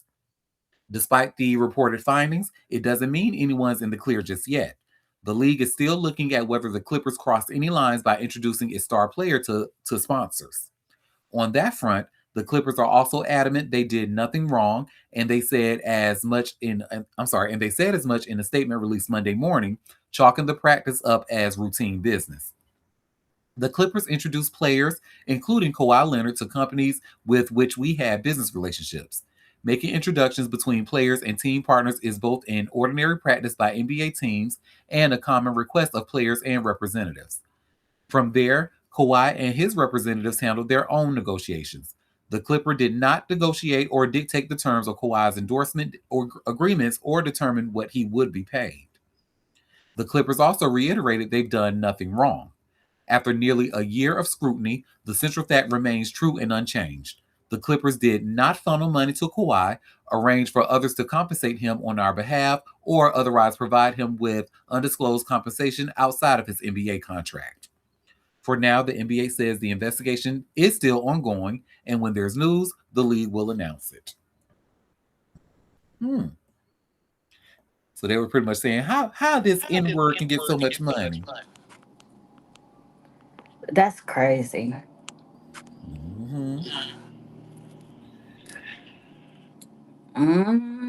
Kawhi. Kawhi, send me $20. Send me $20, Kawhi. I know you got it, allegedly. But no, they saying that they haven't found anything that can, get their ass in trouble for, but they still gonna be looking. And the fact that they still looking, to me, is just like, okay, we need to find out how this man is getting so much money, because we know we ain't paying him this much. So are they paying him off the books or what? I just find this really unusual. But okay, but this is sports people business. I don't know nothing about no sports ball business, so I don't know if maybe this happens with other players often. I don't know, but this is my first time seeing anything like this, and I think it's unusual. Well, what else was unusual, honey, was the Lakers selling that team, and they were actually trying to sell all of the stake to the Jared and Kushner and the other one who wanted to buy it. But Jeannie Buss is not. She like, well, wait a minute now, hold up. And you all should see I just shared this story by way of TMZ. Jeannie Buss fighting family sale of remaining Lakers ownership stake. So let's get into it. It is truly a new era for the Los Angeles Lakers. The Buss family has sold its remaining 17.8% stake in the team to Bob Iger and Josh Kushner. According to Shams Charania, the Buss Family Trust, which consists of Jeannie, Jim, Johnny, Jamie, Joey, and Jesse, recently received the necessary votes to push the sale through. As a result of the transaction, Jeannie will no longer serve as governor of the Lakers, as at least 15% ownership is required to hold that position. The Busses released a statement on the decision Monday saying, "We have decided as a family to sell the remaining Buss Family Trust shares to the Bob Iger Group as part of the ongoing transaction. We love the Lakers fans, and will continue to support Los Angeles, but it's time to use this opportunity to move on and exit gracefully while we still can." The Buss family initially sold the majority stake to Mark Walter for $10 billion in 2025, and just last week, he pocketed $2.5 billion by handing the keys over to Iger and Kushner. Based on the valuation of the Lakers sold for last week, the the Buss's family stake would be worth $2.225 billion. Dr. Jerry Buss bought the Lakers as part of a huge deal in May 1979 for $67.5 million, and the family continued to have at least some percentage of the franchise until the completion of the transaction. And they have an update, and this is where Jenny comes in. It goes, not so fast.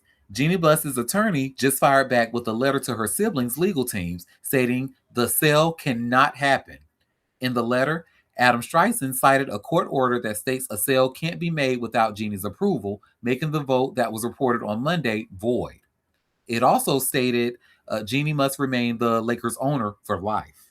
On behalf of Jeannie Buss, I demand that your clients make clear publicly that Jeannie Buss is the controlling owner of the Los Angeles Lakers and that your clients shall take no action on this supposed vote to sell the 17.8% stake, Streisand wrote, according to CNBC. He also accused Joey and Jesse of feeding Shams Charania bad info maliciously, claiming they have a years-long pattern of doing so. Bitch, not Jeannie spilling tea, honey. She pretty much saying don't listen to anything Shams ass is saying because they got Joey and Jesse up in Shams they pretty much got a group chat or whatever and pretty much been feeding them information for years that he wants reported on ESPN. That is the gag, honey. Well, we gonna see how this is. Jeannie correct? Because I feel like after this sale, according to this article, the sale said that she needs 15% to hold that title. And after this sale, she will no longer have that 15%. But I'm listening. I'm gonna follow this story. You shouldn't have sold that percentage in the first place. Mm-hmm. Well, that is that on that, honey. Here's some we knew that already news. TMZ is now reporting Natalie Harp about pretty much never leaving Trump's side, calling her Trump's shadow. And you all should see, I have just shared here about TMZ. Trump's aide Natalie Harp draws scrutiny over constant presence, and they say you can see their photos. Honey, he left his press secretary, his what is Marco Rubio's title? Left his ass on there. But he got Natalie's ass up out of there. He said, she can't be blown up. Now, she don't mind the smell of doodoo, so yeah, he want to keep her around. She don't mind. She wipes his ass for him, child, and sucks his and probably suck his dick.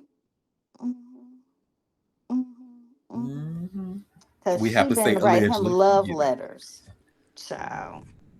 And I don't know what's wrong with these women.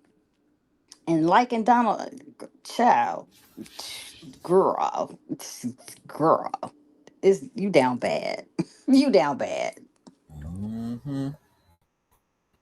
Well, it says, if Donald Trump is in the frame, odds are Natalie Harp isn't far away, with the president's executive assistant becoming a near constant presence by his side. Natalie is suddenly getting extra scrutiny after Senator John Ossoff mentioned her during a speech Sunday, claiming Trump would rather build his White House ballroom and travel with Natalie than do his job as POTUS. TMZ did some digging and found a bunch of photos of Natalie and Trump together, so they have the gallery where you can see where all the fuss is about. Natalie has traveled extensively with Trump and was among the select few who accompanied him during a secret plane switcheroo as he left Turkey amid an alleged security threat. While top officials, other White House staff, and reporters remained on board the decoy aircraft. Trump was asked about Senator Ossoff's comments Monday, but skipped right over the Natalie portion, responding, "You mean Pee Wee Herman?" before defending the ballroom project. Natalie is also known as Trump's human printer because she once carried a portable printer to supply him with articles and other materials on the road. Her devotion seemingly goes well beyond the job description.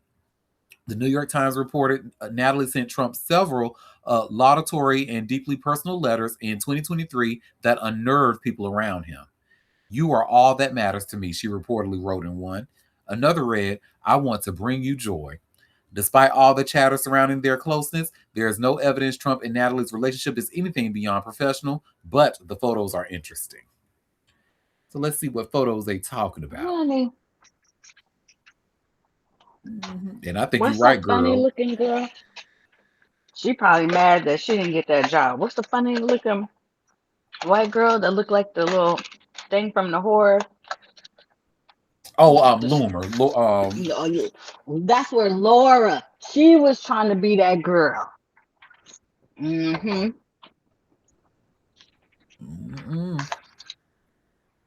Look at them. Mm-hmm.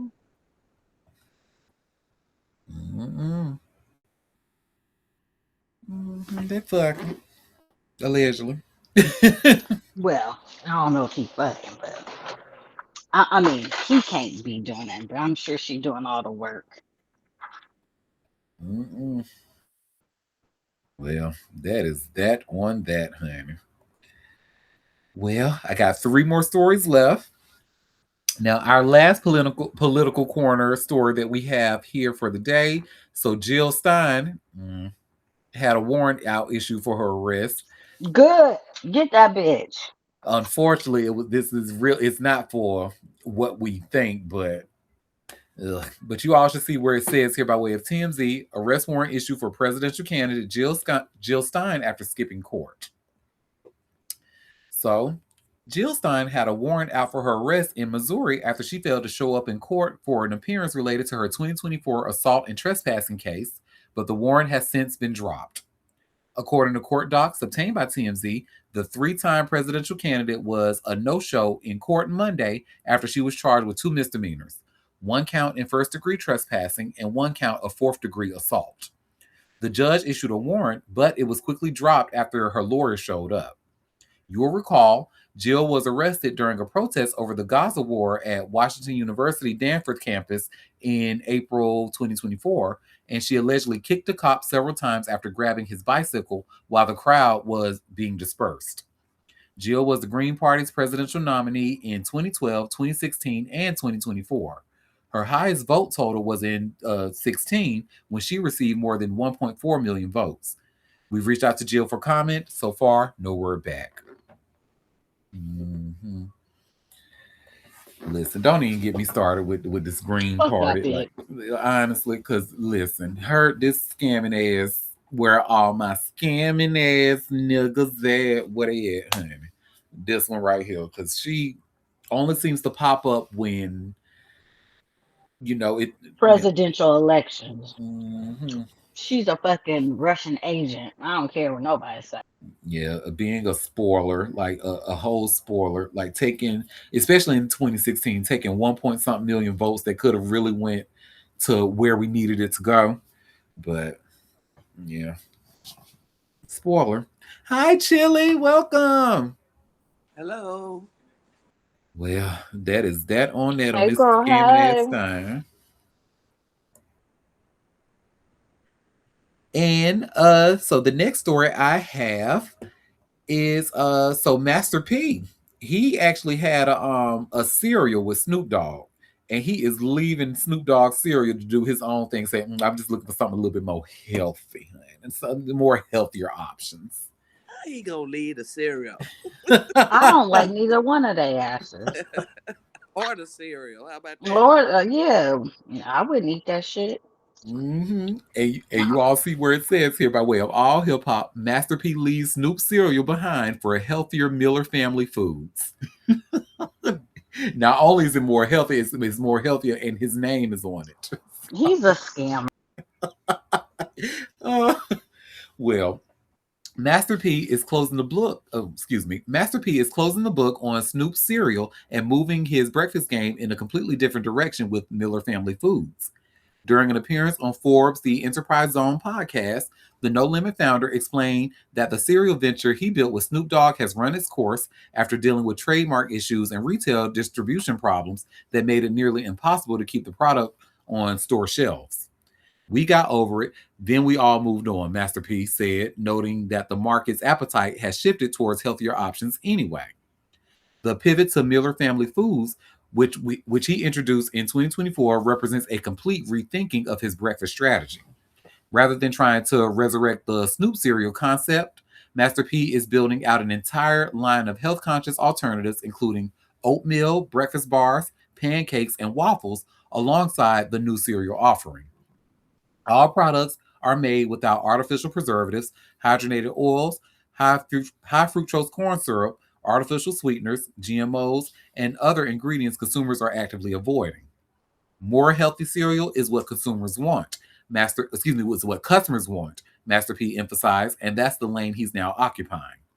The original Snoop cereal journey started as Snoop Loops before a trademark dispute forced a name change. Brodus Foods partnered with post consumer brands to manufacture and distribute the product nationally, rolling out flavors like Fruity Hoops with marshmallows, cinnamon toasties, and frosted drizzlers. The partnership was supposed to represent Black ownership and diversity in grocery aisles, but things fell apart quickly. In February 2024, Brodus Foods sued Post and Walmart, alleging the companies deliberately kept products off shelves and limited availability. Master P's broader mission around economic freedom and building shelf space for Black owned brands remains intact, but the execution is changing. Miller Family Foods carries his family name and positions him as the face of the company rather than a celebrity co founder, which gives him more control over the product strategy and retail relationships. Master P hasn't announced whether his longtime collaborator will be part of the Miller Family Foods cereal launch, but the messaging suggests this is a solo venture. Hmm. Well, that is that on that, honey. Yuck. I mean, I ain't gonna tell you, like I do like a bag of wrap snacks every now and then, bag of the chips, the wrap snacks every now and Mm-hmm. then. Yuck. Mm-hmm. I ain't never ate that. So I might get a little cereal bar every now and then. I might get a little No. No, you're not. Mm-mm. Well, if they could put it on the shelves. Dang. He's a scammer. And he wasn't even trying to pay Mia X. You know Mia X going through some stuff. Yep. He another person who don't want to give artists their money. I don't like him. Yep. And you already know how I feel about Snoop. Fuck him. This man had me ready to defend Jess Hilarious of all people. You know I don't see it for Jess's transphobic ass, honey, but she did some work for him and he didn't want to pay her. Talk about what a production company was supposed to pay her. Who was the production company? No Limit Productions. So okay, like now you're just playing people's Same face. thing he did with Mia X. Mm-hmm. And shout out to that queen. She going through some health issues. Y'all Yep, keep her lifted in prayer with her beautiful self. and will do. Shout out to Mia X. We have a comment saying he's giving Birdman. Very that. Well, that's that on that, honey. And the last story I have for us today. So I'm gonna actually share my screen because people be acting funny when with the thumbnails and stuff. But remember, we talked about the Chris Hansen movie that's supposed to be coming out about the To Catch a Predator movie, and they have Robert Pattinson playing Chris Hansen.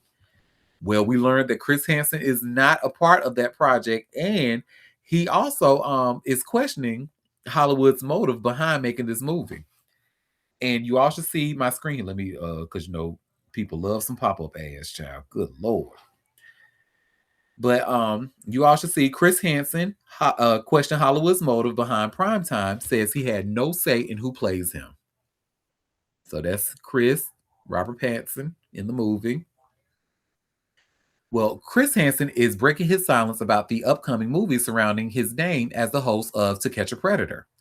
The TV host's 3-year run on the controversial program is the subject of Primetime, a psychological thriller starring Robert Pattinson as Henson, now 66, as he sets out to make history with his 2000s hidden camera series that features Henson confronting adult men who they believe they were meeting up with a minor for sex. In a recent interview, Hansen said he was a consultant on the movie, which he claimed was already shot before anyone from production reached out. A couple of months ago, they came and said, "Hey, look, we're doing this and we'd like you to have some sort of consideration in terms of helping us with this," Hansen said during an August 17th interview with podcaster Annie Elsey. "My suspicion is they use my name because it helps in a commercial enterprise. Until I see the full movie, as a reporter, it's sort of silly for me to talk about something I haven't seen yet." People has reached out to the film's distributor, A24, for comment. Hansen added that he was being set up with a private screening in the coming week and would make a final determination then as to the accuracy and dramatization of the film. However, he admitted he had seen the trailer, which looked very dramatic. I know Pattinson is a very popular actor, and I know the director, Lance Oppenheim, is a popular guy, Hansen said of his thoughts following the trailer. I also have some questions. What's Hollywood's motive here? As for Pattinson, who's 40 playing him, Hansen says he wouldn't have been his first choice. Obviously, they want a commercial endeavor to succeed, and they think this is the way it's going to succeed. It didn't get to, excuse me, I didn't get to choose my own guy, he said before adding that he wrote his own script some time ago and would cast Dennis Leary to play him, depending on the age Okay. of it all. Why? Why, Dennis sir? Leary. And actually, Dennis Leary is a good actor, but you need somebody playing the young you. What are we talking about? Well, That's weird. maybe that's how long he been writing his own movie. Well, he need to update that because delusion a little Dennis bit. Leary. I mean, low key, Dennis Leary is a good serious actor. He actually, he's a comedian, but he did a little one too, and he was good. But that don't match, sir. Maybe 30 years ago. Yeah. And I love Dennis Leary in that movie The Ref. That was like he like it was he made the movie really like that was a funny movie. His ass is crazy in that. Dennis, I'm still because I'm just like has he seen Dennis Leary lately? Like yeah, look, huh? Don't even, I mean, if he played you now, okay, yeah. Mm, Okay, sir. though he was is this word reticent? I've never used this word before. Reticent to share his opinion on the movie without seeing it first. Hansen said he hasn't given it too much thought. I've been busy being the real Chris Hansen, so I don't have a lot of time to focus on the fake Chris Hansen in the movie, he said.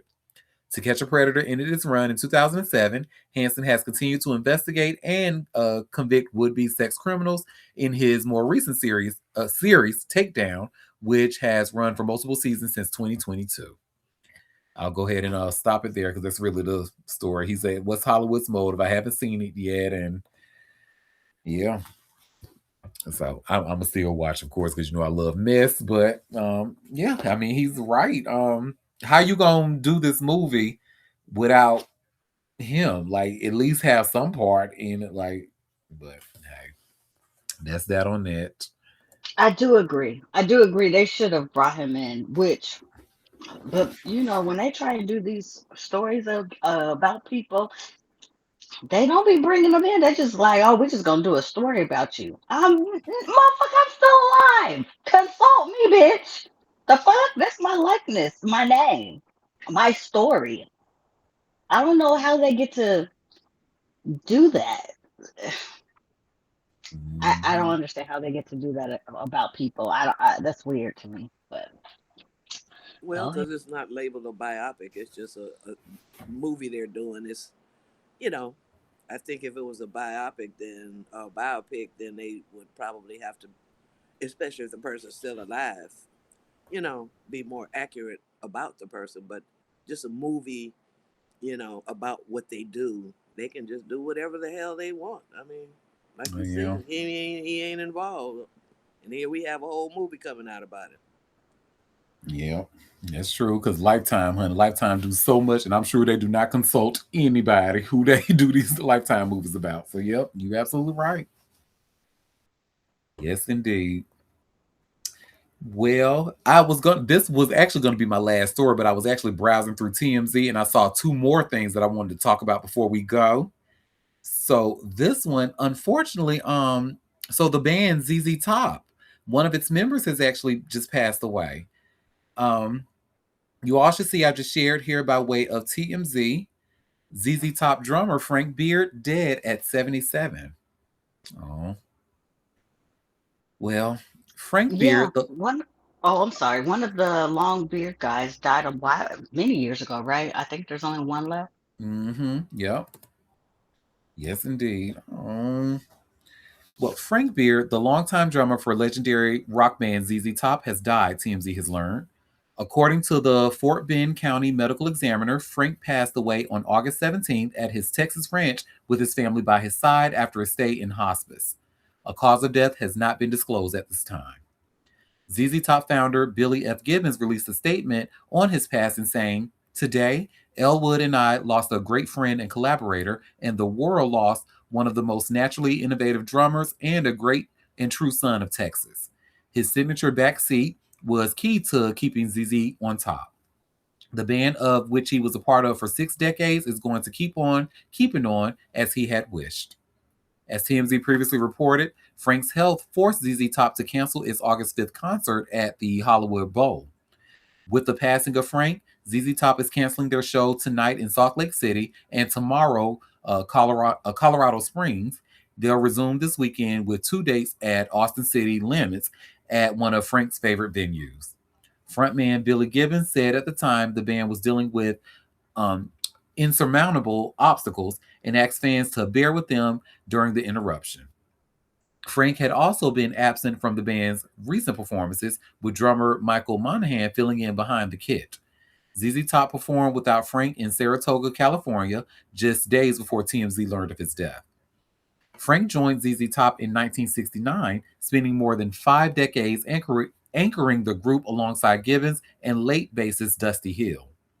He played on all 15 of the band's studio albums and helped power some of the biggest hits, including LaGrange, Tush, Gimme All Your Lovin', Sharp Dressed Man, and Legs. ZZ Top was inducted into the Rock and Roll Hall of Fame in 2004. The group's classic lineup remained intact until Dusty died in 2021. Frank was 77, and may he rest in peace. Yeah, rest in peace indeed. And this last story I tell, because I said earlier on the show, some people were like searching for my clip that we did back in May about Hayden Panettiere's mom and what she said about her memoir. But now TMZ has report, girl, you clearly are either a narcissist, ma'am, or you just have no sense of self or no common sense, because I don't know why you would even say anything at this with the information that's been out about you, especially in her book. But you all should see where it says here by way of TMZ.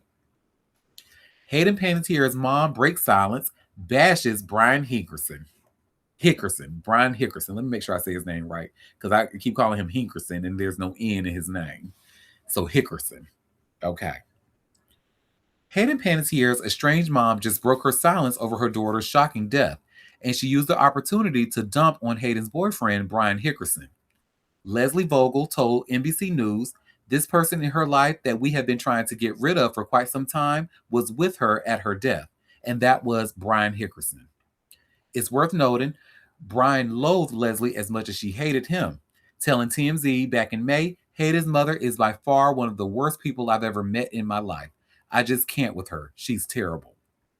As TMZ reported, Brian and his brother Zach were at the scene when Hayden died on Sunday in a South Carolina apartment. Leslie says, "I think Hayden was an amazingly talented person in so many departments, and I think young people who grow up in the entertainment industry, it is a struggle, and it's a very challenging industry, and it's not unusual for them to sadly find the wrong path." She doesn't out and out blame Brian for her death, but she sure insinuates he was a bad influence. Brian and Hayden started dating in 2018, and they were on and off for years, though we found out they had been keeping their rekindled romance under wraps during the release of her memoir because people in her camp felt he was bad for business. As TMZ reported, Zach was reportedly very emotional while emergency medical service professionals were working on Hayden. As for Brian, the police report, as cited by NBC, says he didn't become visibly emotional until she was declared dead at the scene. And he showed cops a bag of medication Hayden was taking at the time of her death. Mm-hmm. But the gag is, Leslie, Brian was there, but where were you? While you were bragging about, and she was essentially bragging about going no contact with her. So Any parent that does that in the first place, I'm already looking at you with a Well, side eye she was because already fucked up. She was you already a fucked up mother. already, What but are we and it's even the talking thing of about? like you sitting here treating you like, oh, I with no contact. You are the adult, and you have always been the adult in this situation, ma'am. So you going no contact with the daughter that you and then trying to slander her name is not the serve you think it is. What was she And known I for? Was she an actress or something, or who hated the or her mama? mama. I I think her think mom was just a being her model. Let me mom. see. Yes, I think, but I think I need now. This has sparked very big interest of me wanting to read her book because what was going on? Was Hayden abused as a child actress? Um, I seen some tweets about her possibly being trafficked by some woman. I forget her name, but she had some things that happened to her. But those were No. tweets. Like I said, I don't want to get too deep Yeah, into that. But yeah, it makes me want to get into that book and see what was going on because it don't sound like her parents protected her very well.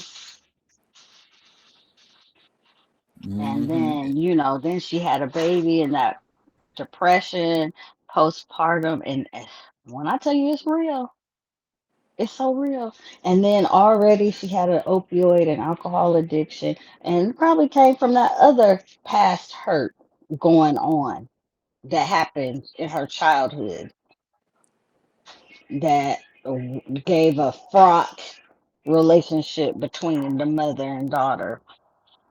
But it's definitely piqued my interest. I will say that. mm-hmm. For her to write a whole book about it, yeah. Yeah. Yes, indeed. Well, honey, if any more information comes out, I'm at a place now because I kind of feel like how when Aaliyah passed away and that her third album came out, it took me a really really long time to listen to that album. So I don't know if I'll be rushing to read Hayden's book anytime soon. I'm just because I truly really liked her as an actress. Yeah. No, I liked her. I didn't, I funny enough is I never watched Heroes and I never watched Nashville, but I do remember all the buzz around that show and both of those shows being on and how much people loved them. I never had anything like, yeah. I mean, don't have a great connection. Like, I hate that this young woman has died leaving a child and she's so young and under the circumstances. But I never really was tapped in like that. And I think my strongest connection was her being in the Neutrogena commercials. Oh wow! Like she was everywhere. That's when we actually watched TV and commercials and stuff. You know what I'm saying? So But she's just always here. For me, it was more of a matter of fact. I like the white girl. Matter of fact, like she been straight. She on all the right sides. Yeah, yeah, yeah. let me tell you how. So Heroes was already its own because I truly enjoyed that. But Nashville, honey, let me tell you about. It had That because you know how drama. I that know and that you know shit how had I'm you in a like a chokehold. I'm never I say it here all the time. The country music, keep that shit. I don't want to hear it. I don't care for that genre. Mm-hmm. But Mm-hmm. she played keep it this New York girl played a country singer and she was very convincing and she was really good and she was singing her own songs and everything in it. It was good. And Connie Britton too. They did really, really good in the show. No, that show was really like people loved that show. It brought that nighttime soap opera drama. It was all of that. Hmm. I It was remember. it was everything. Well, and y'all, so now for real, that was all the tea that I have for us today. So before we head out, I always like to ask my girls, did they have any tea that they want to share or any tea that I might have missed? Yes, I did see something popped up. The black CNN evening journalist that's on there. What's her name? Ashley. Um, I can't. Hold on. the No, Abby Phillips. Abby Abby Phillips. Phillips. Hmm. Yes, her contract that she has renewed because it was all a buzz with all that stuff going on that they might try and push her out, but she is renewed on CNN. even though I don't watch that shit, I always catch the clips of like some of my favorite people who are on there. But I don't know. I can't do all of that back and forth arguing with fucking Republicans and shit. I can't do it because all I want to do is slap them in the face. So, but all my black people who go on and Yeah, I like it. embody them, yeah, I like the clips. I watch the clips, but yeah, she got renewed. Shout out to Abby. I just shared this article from Deadline that summarizes it. But I'm gonna see if let me get AI to do a summary if they have like any of the contract details in here. Let's see. So main takeaway from the page. She renewed her contract hosting CNN Newsnight. CNN did not publicly comment on the specifics of her talent contract per a network spokesperson. Oh yeah, so no details. And Variety was the first to report on the news contract. They recently renewed Anderson Cooper's as well. Um, who else? Yep, that's pretty much the end of the article. So she was renewed, and so was Anderson Cooper. Yeah, congratulations. Yeah. Black woman still has her job. It's rare around these parts these days. Woo, sheesh. Okay. I thought she was gonna be one of the first ones on the chopping block, but it hasn't gone through, so they just locked. I'm sure they locked her in before shit hits the fan. I guess I feel like it makes her show makes these right wingers feel like they actually have a like their opinion matters basically. Because I'm with you, girl. Like, I definitely don't want to watch people like why are y'all even no? And to Mm, me that's like because I don't want to debate an idiot, and mm, y'all are mm. already idiots, so I don't need to like. I have.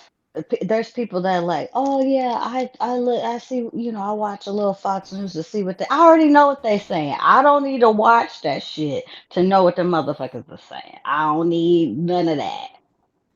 I don't even know how y'all induce that trauma upon yourselves to Right. try and see what they say. We know what they're saying. We know.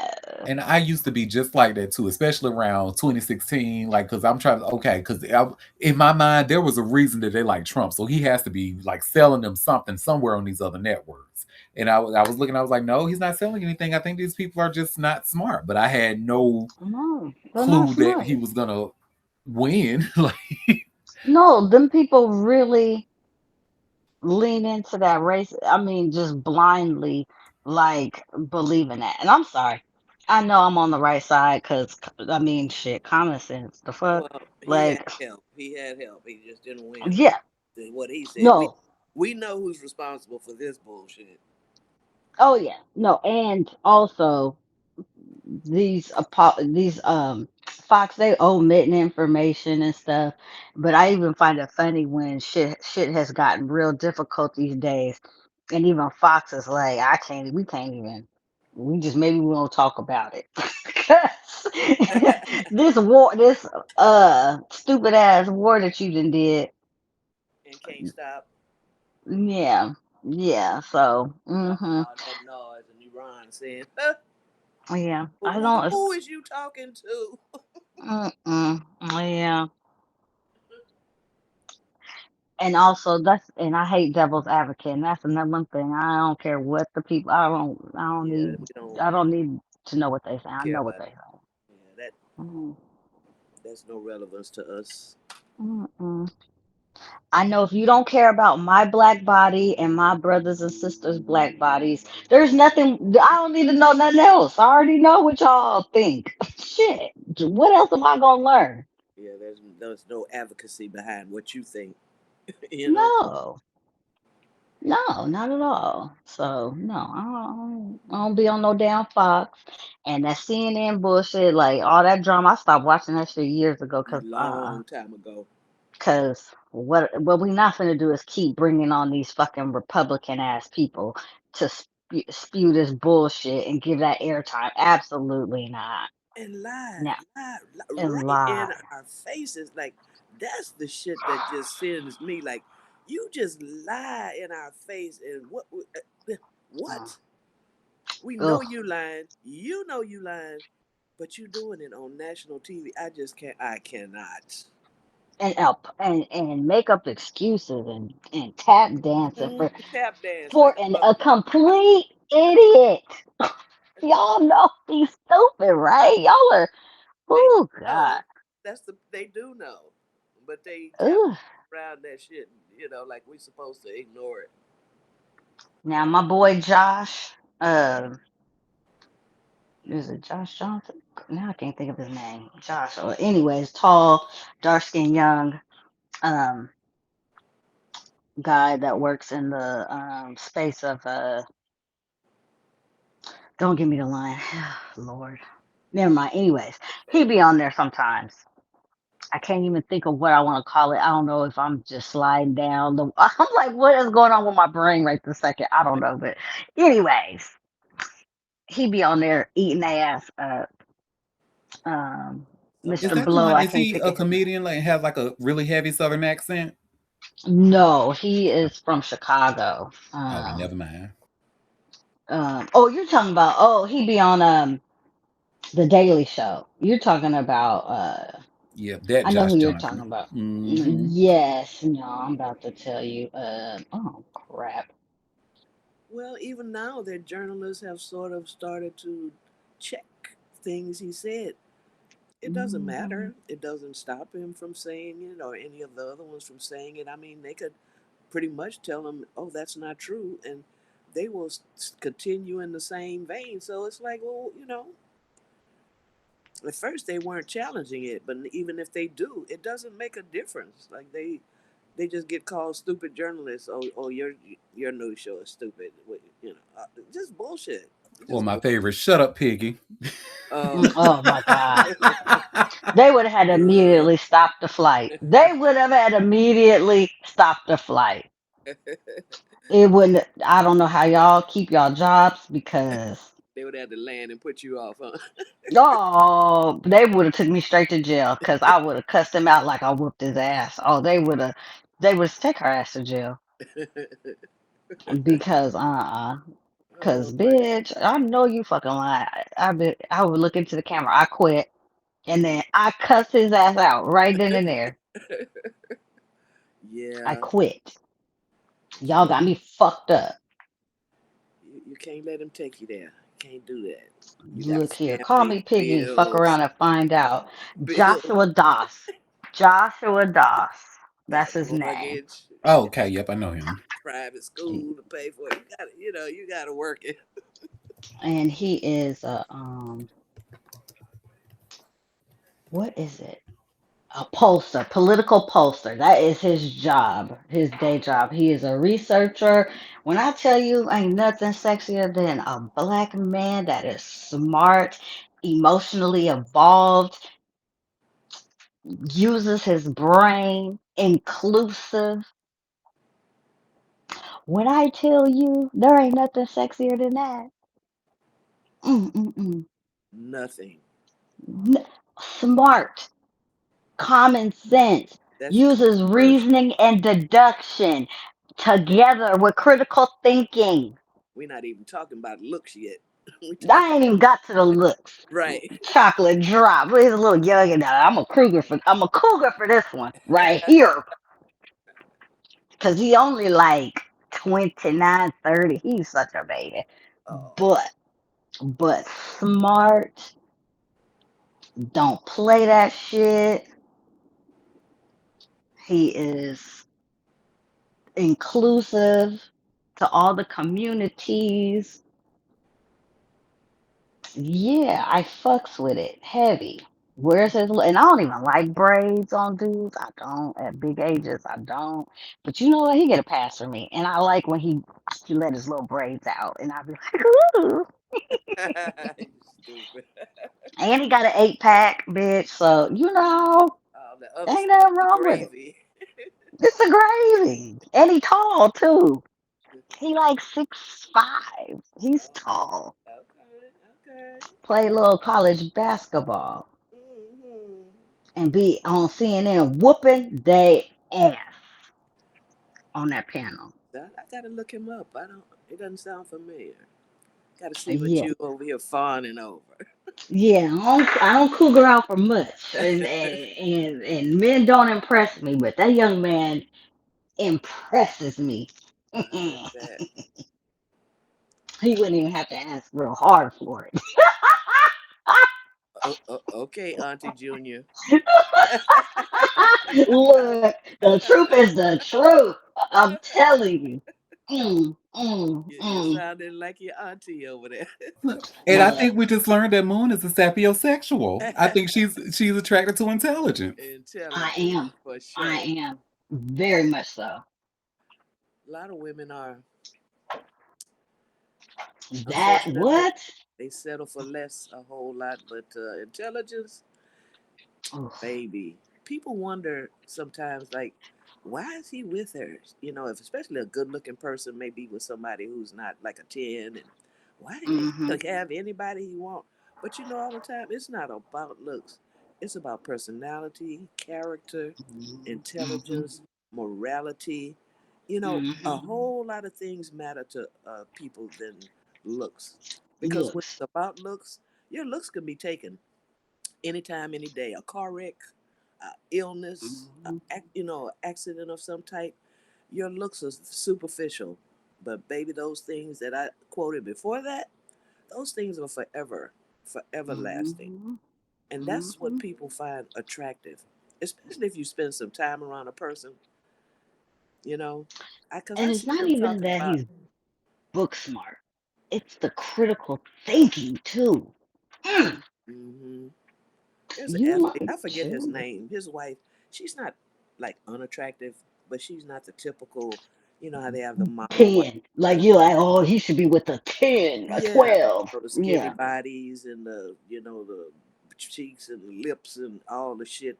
They buy to get it in place. But she is a she's a You said an actor? ride or die a athlete, a Athlete. basketball player. I forget his name, but I saw them talking about his wife. Like he could have anybody he wants. Yeah, he wants her. He don't want that superficial bullshit, y'all be looking for.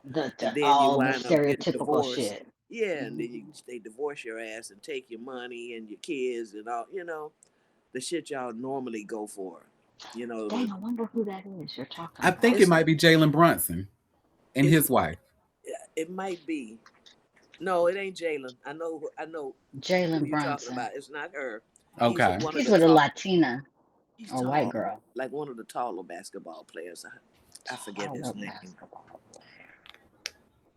No, but I thought he's Jalen Brunson was like a dark skinned black No, woman. that's the other one that was on the team. Okay.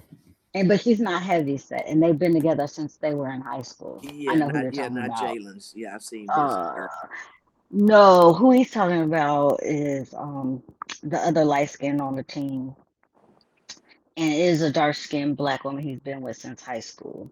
But yeah, Uh, but anyway, that's my yeah. point. Like the way people look at who he's with and judge her just on her looks, don't know Mhm. nothing about this woman, nothing Mhm. but how she looks, and the Mhm. comments from men Mm.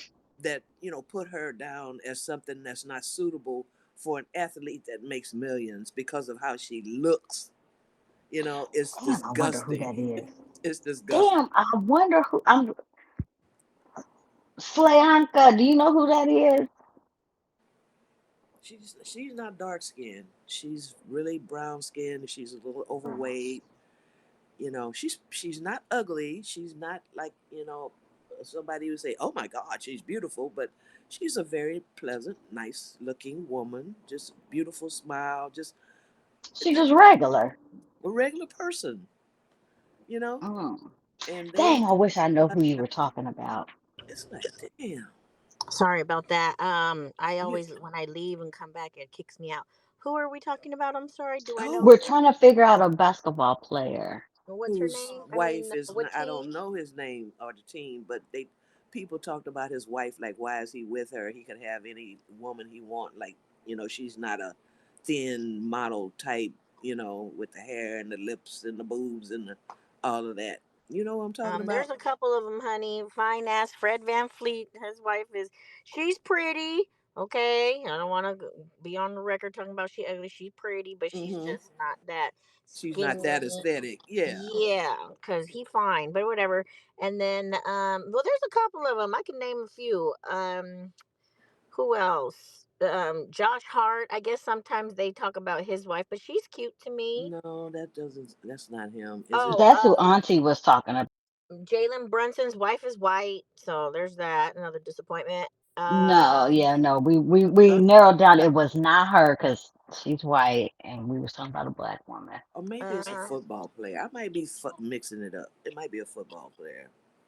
I don't well, know, there's a but lot of them. yeah. But my point was that people, judge by their looks who they're married to because they're Oh rich and yeah, right. talk about the woman But and a don't lot know of those anything women about been her. around before they got rich, and that's why they there, regardless Right, of you know what I'm right, saying. right. I know that. OBJ's baby moms, but she's cute to me, but she's not a I think she's mixed. She's like light. Hmm. Um, It might be a football player. yeah, I'm mixing it possibly. up, but I just was saying how stupid that is that they judge. Hmm. Oh, based on because they have a whole bunch of money, they don't have Yeah, like an they could have aesthetically pretty wife. right. They could have the tens and the 12s and shit like Oh, they you know. fucking them on the side for sure, but they just not married to him, maybe. Stop. Dang, don't ruin it. Oh, my bad. I thought I'm we was done, my cause bad. I thought we was telling the truth. My bad. no, no, no, we're not We going that do, but far. we wasn't gonna go that far today because that is the truth. But yeah. Yeah, yeah, yeah. But just how the society looks at a person and judges the book by its cover instead of knowing what's inside the book. You Don't know mean anything. Jalen Hurts? Is it No, Jalen she's Hurts? cute. No, she's She's cute. pretty. No, Yeah, but she was saying that she was a little heavier set. oh, okay. That's why I might be confusing it with a football player's wife. I'm trying to think. Yeah, I mean, there's a couple of, there's a couple of them that been together for like a long time, and Hmm. they probably popped out like 4 or 5 kids for sure. Yeah, and the man loves his wife. It just Hmm. I just seen threads where why is he with her? He can have any woman he wants. Like what is wrong with you people? That's mean. That is stupid. Like you don't know anything about this woman, but how you Hmm. think she looks and you Or judging how she's and making supposed to look. a Mm. whole thread about it. Like people are so superficial. Like what is it's yeah, it's a lot. Well, the way things are going in the world, that's gonna be a mute subject. So everybody gonna be ugly. How about that? They We all talking gonna about if be this bullshit that keeps up will go on, malnourished and right, we're gonna have a ugly. food shortage. Right. Better get you a garden. Start growing Right. food in buckets and shit. That's all I got to tell Hmm. you. Get some seeds and grow you some vegetables, cause Yeah. finna get ugly. Yep.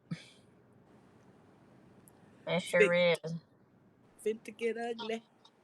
Well, I just, for me, I feel bad for the wives of these football players because they end up having to, endure a lot of that, ECT and things like that after the fact. And Yeah, it's scary. And, right. regardless of looks, ain't no 10 bitch around when her side or her, main is with the wife and punching all the walls and cussing everybody out and driving Yeah, off the road and punching their wife and like where are they at then? You know what I'm saying? So I they just get feel the like hell it's out of Dodge right. with half the money. That's If what they that, do. if that, They take a real ride or die to go through that and stand by your man. Or in especially the case of football. any kind of major illness, or it ain't just about Mhm. CTE. It's a whole Yeah, lot of true. things that could go wrong. Look at those Yeah. players who've come up with what's that ALS and not kind of Yeah. bullshit. Oh, that's so disheartening. And It he was is. such a good player. That was so disheartening. And Mm-hmm. just how it just takes your body, it Mm-hmm. just oh But not man. your mind. It takes your body. Yeah. Some It wild takes shit. yeah, that shit was crazy. I don't know if you guys saw Euphoria, but what's his name? Is his name Eric Dane? I want to say Eric Dane, yeah, Mm-hmm. hmm McKinney. we Yeah, talked when he about it. was on there, I thought they added him deliciously. And I mean that in a way where it was so well done, where because he had ALS, they Hmm. made, and he slurred his words, they made him an alcoholic. So he was Oh, still able to kind of play. And you could tell he was working hard, but because he yeah. was slurring his word and couldn't control his tongue too well, they had Wow. him in the show as an alcohol, like an active alcoholic. So it worked, and I just thought Yeah, that was so just genius, so it genius. was. It was. Mm-hmm. Gave him a last chance to play a role. Correct. That was, yeah. I watched it, but only in some of the first season. I mean, I don't know when he was on there, but Oh yeah, so I'm he was on the last season with ALS, but and he died before the series, the last season even came out. But right, it was right. just so well done with him. It was just so well done.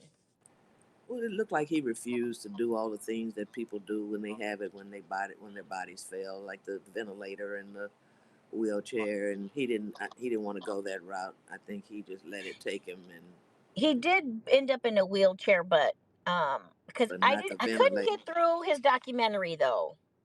You couldn't. I couldn't. I kept falling asleep. I'm not gonna lie to you. I just was like struggling to focus and pay attention. It was kind of like, I don't want to say boring, but it was just very monotone. Yeah, yeah, So it was just hard for me to get through. yeah. He stopped. He didn't go the full route though, Mm, with the ventilator and all that. He could have lived well, if they call that living. He didn't want to do all that. yeah. I can't blame him. I don't think I would do all that either. I'd go as Mm, far as I could naturally, and that'd be it. yeah. But that's a devastating diagnosis for anyone. I just can't imagine being Yeah. told. But yeah, There's still no cure for it. none, none, no cures for dementia Yeah. of any kind that I know of. And for me, it's like these types of things, they don't care what skin color you are, they don't care how tall you are, they don't care who your family is, they don't care. Like, it does not care.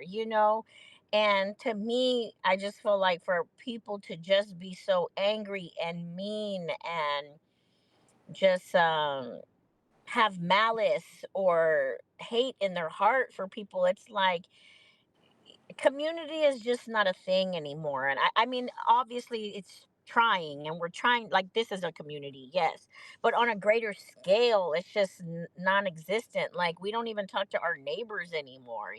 We don't. Mm-mm. I don't see kids playing outside.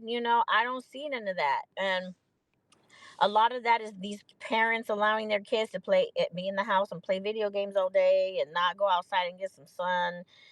Be on a tablet all day and not write. Like, I'm gonna tell you, my writing is not bad. You know why? Because I had to write fucking standards. You know why? Because I was beating up boys outside. So, like, yeah, that part. Well, these kids are so disrespectful these days. You can't tell them nothing. A lot of people don't want to be out, have their kids out there with the other kids, and if they're doing something, you can't tell them anything. The mamas be like, "Don't tell my kids nothing." The times have changed. You don't want your neighbors to know what you're doing, when you're gone, when you're home, and a lot of times it's just we to ourselves. Now Yeah, it's sad. it The is. individuality of it all is just very sad. I know my Yeah. neighbors like immediately around me, and a couple of them down the street. But basically Yeah. it's not When like I it had my used to house, be when the I whole knew block. my neighbors. I knew a lot of my neighbors on my block, Yeah. and even in this, I've moved to an apartment, and I know the people I speak to them. I talk to them. Yeah, I need to know you motherfuckers. I need to at least have some type of talk, communication. Yeah. I'm from the old school with you, chill. You gotta know the people. Gotta know 'em. That's how I operate. Now, I ain't gonna have y'all in my business and in Well, my right, house and stuff, but right. we need to, when passing, we need to speak But when and I we need lived to in share Georgia, information. we would go to each other's houses on the whole block. Oh, yeah. Everybody knew each other. You know what I'm saying? It was like they was if we wasn't at home, we was being watched by the parent down the street. Like they could Oh, tell, yeah. stop what you're doing if you're doing something wrong. You Well, know, yeah, we from a until whole yeah. yeah, that time is gone for a lot of people. Now there are still enclaves like that, but as a whole, yeah, that neighborhood thing, it's dead for a lot of people.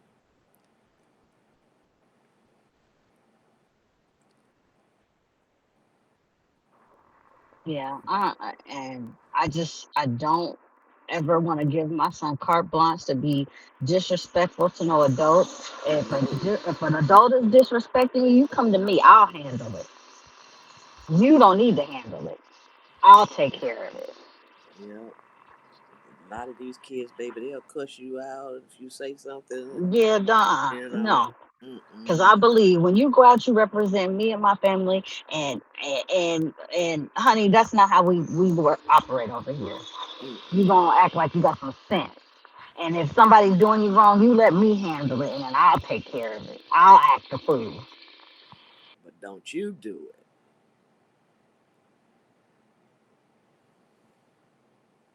Yeah. Anyway, So Abby with her crazy. cute stuff. She's so pretty. Um, I don't like. Look, I don't like how she run the show sometimes because she left them like. But we But a glad she's black still woman should be around, right? able. Yeah, look, still advocate for a black woman keeping her job, and especially in this economy, and her line of work, is few and far in between. That part. Amen. Amen. And thank you, Moon, for bringing that story up, letting us know. And I always like to ask, just to make sure we don't miss anything. Did anybody else want to have anything else before we head it out? No. I don't think that was all my little tea. I had I just Well, hope that Jeannie fights like hell for them Lakers. yeah, well, because based she off what shouldn't we even read, sold that she other is. part.